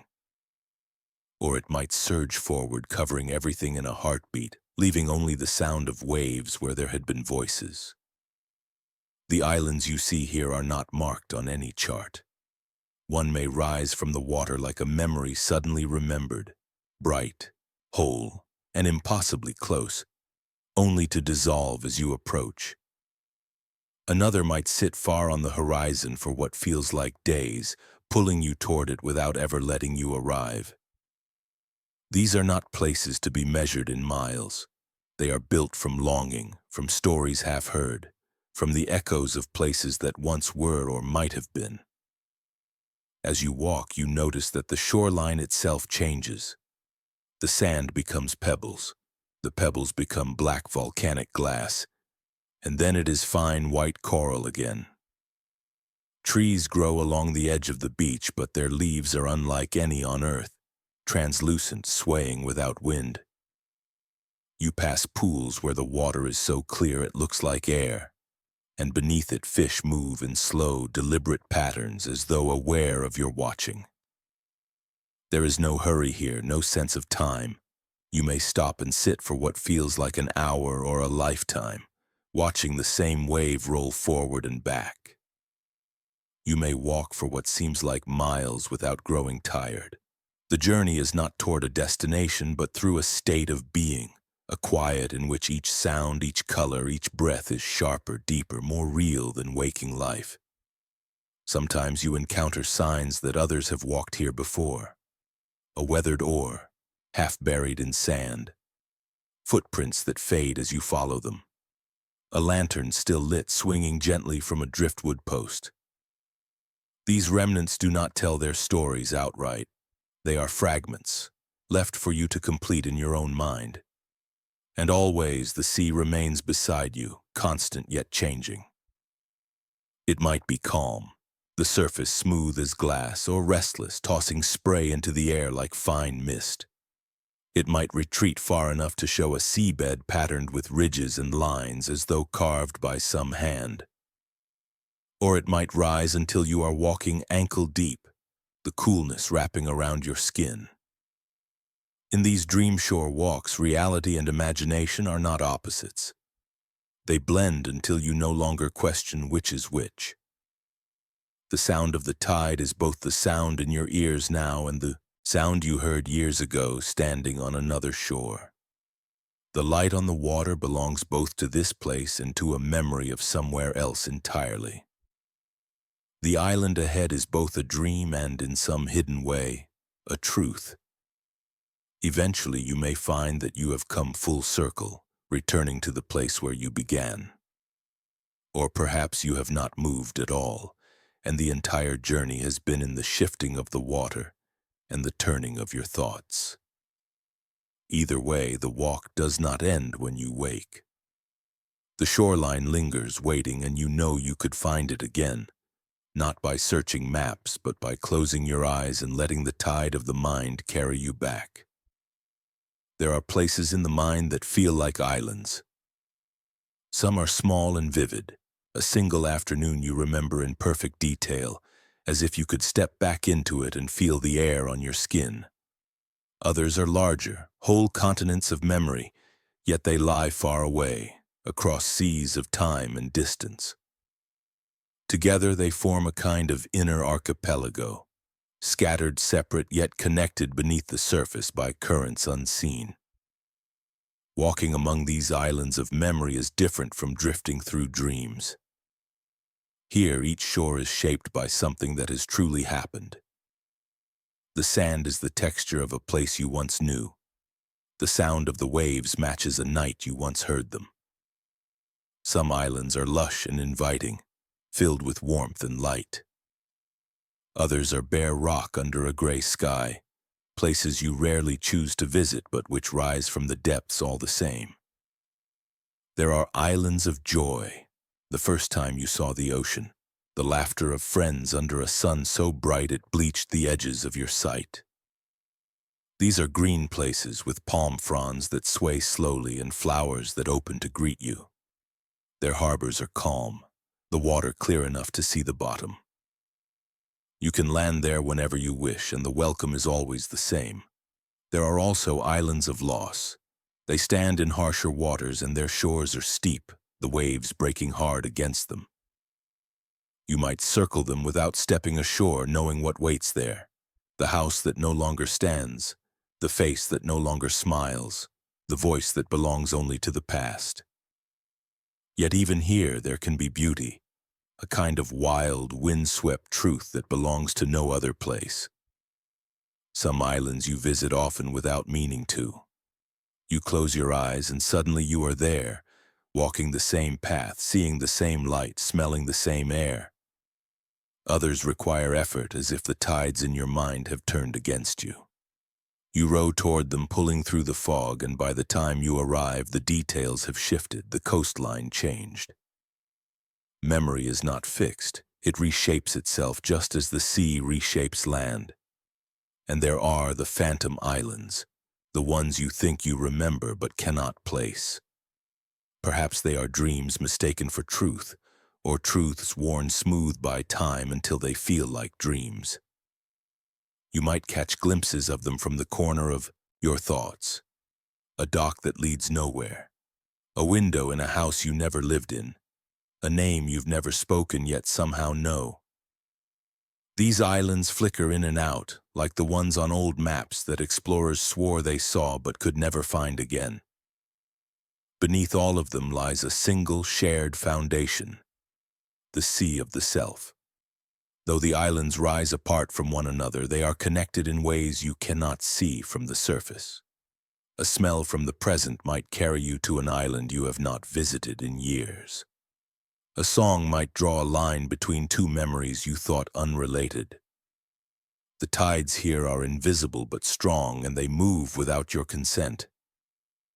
To explore the archipelago of memory is to accept that you cannot chart it perfectly. Some islands will change shape each time you visit. Others will disappear for years, only to reappear when the light strikes them in a certain way. You may never find them all, and perhaps that is the point, that there will always be another shore, another fragment of yourself waiting just beyond the horizon. In this way, we are all like sailors navigating a sea whose maps are incomplete. We carry the knowledge of certain routes, the channels that lead us to comfort, the reefs we must avoid, but much remains unknown. The voyage never truly ends. Even in stillness, the current carries us from one island to another, linking the present to the past in patterns we can feel but rarely name. And sometimes, standing on the shore of one memory, you can see others in the distance. Hazy shapes on the horizon, hints of moments not yet reached. They may call to you, their voices carried on the wind. Whether you answer or not, they will remain, part of the scattered, shining chain that makes you who you are. An archipelago whose map is drawn in the heart, and whose waters are endless. Even at its gentlest, the sea never falls fully quiet. Beneath its calm, 1,000 slow rivers coil and drift, lifting warmth, sinking cold, carrying the bright dust of plankton like lanterns in procession. On the skin of the water, a hush of ripples moves with patient breath. The sea does not sleep. It only turns and turns like a mind remembering in circles. Night brings the tender veil. Clouds thin to gauze, and the moon lays a trembling road across the bay, a silver seam that stitches sky to water. Stars scatter, too many to count, and their reflections shiver with each small pulse. You stand where the tide tests the shore in soft syllables, and your thoughts loosen the knots they tie in daylight. You breathe with the swell, in as it gathers, out as it releases. The rhythm does not ask for anything. It simply carries you. Somewhere far off, a lighthouse turns its single eye. Somewhere beyond that, another wave is born in wind you will never feel. Somewhere closer, a crab writes its brief script on wet sand, and the next ripple erases the line with gentle justice. The sea keeps these minutes, stacking them like shells in a quiet drawer. If you listen, you can almost hear the drawer slide. Islands lie in the dark like sleeping animals. Their cliffs keep their outlines, but their colors fade to velvet. Palms hold the last whisper of breeze. A boat rocks on a mooring, the rope sighing in a language only wood understands. Out past the reef, the swell lifts the moon road and lays it down, lifts and lays as if folding a blanket for an absent friend. The mind wanders where it is welcome. Tonight it drifts to coasts you once knew, to voices half remembered, to faces fog-soft with time. Each memory is an islet with its own small harbor. Some you can land upon, some recede as you near, asking only to be seen from a tender distance. The sea tolerates this wandering, perhaps even teaches it. Currents cross beneath the skin, linking shore to shore with paths you cannot draw, yet somehow feel. There are sounds that belong only to darkness. The long howl of wind along a breakwater, the hollow clap inside a cave when a taller wave arrives, the almost human sigh of foam sliding back through pebbles. In such a company, the heart lowers its voice. Even grief curls smaller at the water's edge, not cured, not cut away, but rocked to a pace it can bear. If you look long enough, the horizon dissolves. Sea becomes sky. Sky, sea. The boat lights drift like low stars, and the real stars appear to float upon the tide. A gull crosses as a quiet stroke of ink and is gone. You could wait for morning, yet the urge eases. Night is not an obstacle here. It is a coverlet. Let it be drawn. Stories gather where the shore keeps its curve. Some are old as the stones, some were born this afternoon and already feel ancient. A coin lost in sand. A ring found decades later at the ankle of a wave. A child learning the brave game of letting go and being returned. The sea keeps none of these in the way we do. It keeps the pattern of their touch. You might think of the bodies it holds, and you would not be wrong to feel the weight of that. Yet even this the sea carries with a strange, grave tenderness, roaring its dark silence over what it cannot return. Kelp bends like a mourner's hair. Fish knit in and out of light. The moon spills and the tide accepts, and nothing is hurried, even when the wind hurries everything else. Listen. The shore hums with tiny work. Sand fleas leap, snails write cursive. Somewhere a night heron lifts, slow and deliberate, from a mangrove root. Farther out, a ray passes as a moving thought, no splash, no sound, only the idea of flight scored onto water. The sea receives every signature without judgment. It is a vast ledger written in vanishing ink. There is a place just beyond wading where fear ends and wonder begins. You cannot mark it with a stake. It moves. Step too far and the cold climbs. Step back and the familiar sand welcomes your feet. Between those two steps, a chapel hangs without walls. Breath gathers in the chest. The tide answers, faithful as a pulse. People build clocks and call them rule. The sea shakes its head, affectionate and amused. It keeps other time, the patient second of a barnacle's reach, the unhurried calendar of a dune, the millennium of a coral head. When the world asks for faster and louder, the surf speaks slower and softer, repeating itself until repetition becomes pledge. I am here. I am here. You could say a prayer. The sea will not mind. It has heard them in every shape. The shouted bargain in a black storm. The whispered thanks of safe return. The wordless plea of a parent watching a child at the verge. The answer is always the same music. Sometimes it is yes. Sometimes it is no. Often it is only a continuation, and we learn to love that too. Night deepens. The road of the moon leans, narrows, fattens, breaks. Phosphorescence ignites where foam combs a rock, brief lanterns that appear and go with a delighted hush. A fish turns and writes a green sentence quickly erased. Your hand stirs a small galaxy. For a heartbeat you are author and reader, and then you are only a witness, which is more than enough. Across the bay, a dog barks twice and then forgets. A last ferry shoulders home. The wake reaches you delayed, a memory arriving after its cause. It lifts your ankles, steps past, and is something else by the time it goes. So it is with so much. The sea teaches this kindly, without lesson, without scold. You think of those who are sleeping inland, rooms sealed from salt and wind. Dreams closed as books on tables. You wish them the sea's slow breathing, its unargument. You wish them a little moon poured onto the floor to soften corners. You wish them a tide that will keep time for them while they forget to. A cloud wanders into the path of the light and the water goes pewter, quick as a thought. For a moment the world seems to hold its breath, and then a gap opens and silver returns like forgiveness.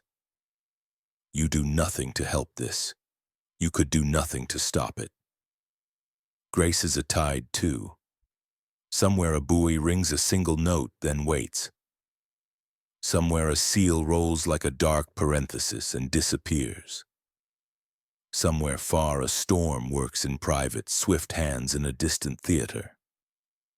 None of it asks for your witness. Yet you are permitted to be here, and the permission feels like kindness without an owner. If you were to walk now, your footprints would last a short life. They would look so sure for a minute or two, as if the decision could be permanent. Then the next lace of foam would take them back into the general grammar. Someone arriving after would never know you had stood where you did. The sea knows, and that is enough record. You could speak a name to the water and see what comes. Perhaps it will bring a shell you have never seen.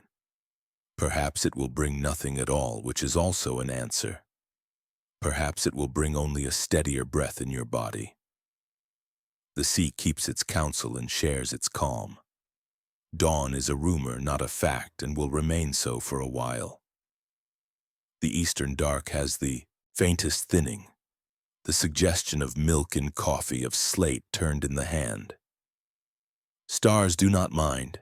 They are generous, happy to shine until they are no longer needed. You thank them without moving your lips. The tide has crept up by the width of your foot. It will creep again. You could stay and let it take the ankles, the knees, the hem, the pocket where you keep a small, harmless worry. You imagine that worry dissolving into salt the way a lump of sugar goes to sweetness and invisibility. The mind smiles, a quiet concession. A single pelican folds the air and knifes the surface, then rises with the simple fact of a fish. Ripples expand and fade. The bay edits itself back to smoothness. If there was a lesson in that, it is none you need to state. The heart has understood without grammar. Somewhere behind you, a thin road runs back to rooms, to duties, to the clock with its bright teeth. It can wait. The sea has given you interim, the gift of not yet. Stay until the word enough arrives of its own accord. Stay until your shoulders set down what they carried without knowing it. If sleep comes here, let it be like a small boat untying itself. No one needs to push, the water is already moving. Your breath will find the same stroke as the tide, and the tide will go on when breath grows small. Dreams will open like coves you did not notice in daylight. Some you will enter. Some you will pass, waving. The sea will keep the watch. It will mark the hours with a white hem and retrieve them again. It will hold the islands in its wide blue palm and rock them as if they were children still. It will carry the bright dust and the dark silt, the song of stones, the shy green fire of plankton, the long-stored thunder of storms far away. It will do this whether you see or sleep. And when morning finally lifts its pale lid, the sea will not be surprised. It will receive the color and pretend to be new, though it has been faithful all night. You will open your eyes to a horizon drawn again, to small boats already about their careful business, to gulls with their gossip. You will stand, and the sand will remember your wait for a breath and then forget kindly. Nothing has ended. That is the mercy and the marvel. The sea never sleeps. It only lends its rhythm so that you may. It only keeps the long story going, measure after measure, so that your shorter song can rest between the waves. Leave what you must at the edge, where water knows how to hold and how to release.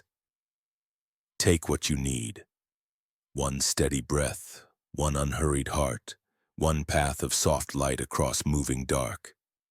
The sea will sing. You will drift. The world will turn. And if another night you return to this shore carrying questions, the water will not interrogate you. It will offer its same patient grammar of hush and return, of reach and release. You may come with noise tangled behind your eyes, with news too sharp to hold, with the old ache that wakes when the house goes still. The sea will not fix these things. It will not even try. It will place a hand of cool air on your brow and wait.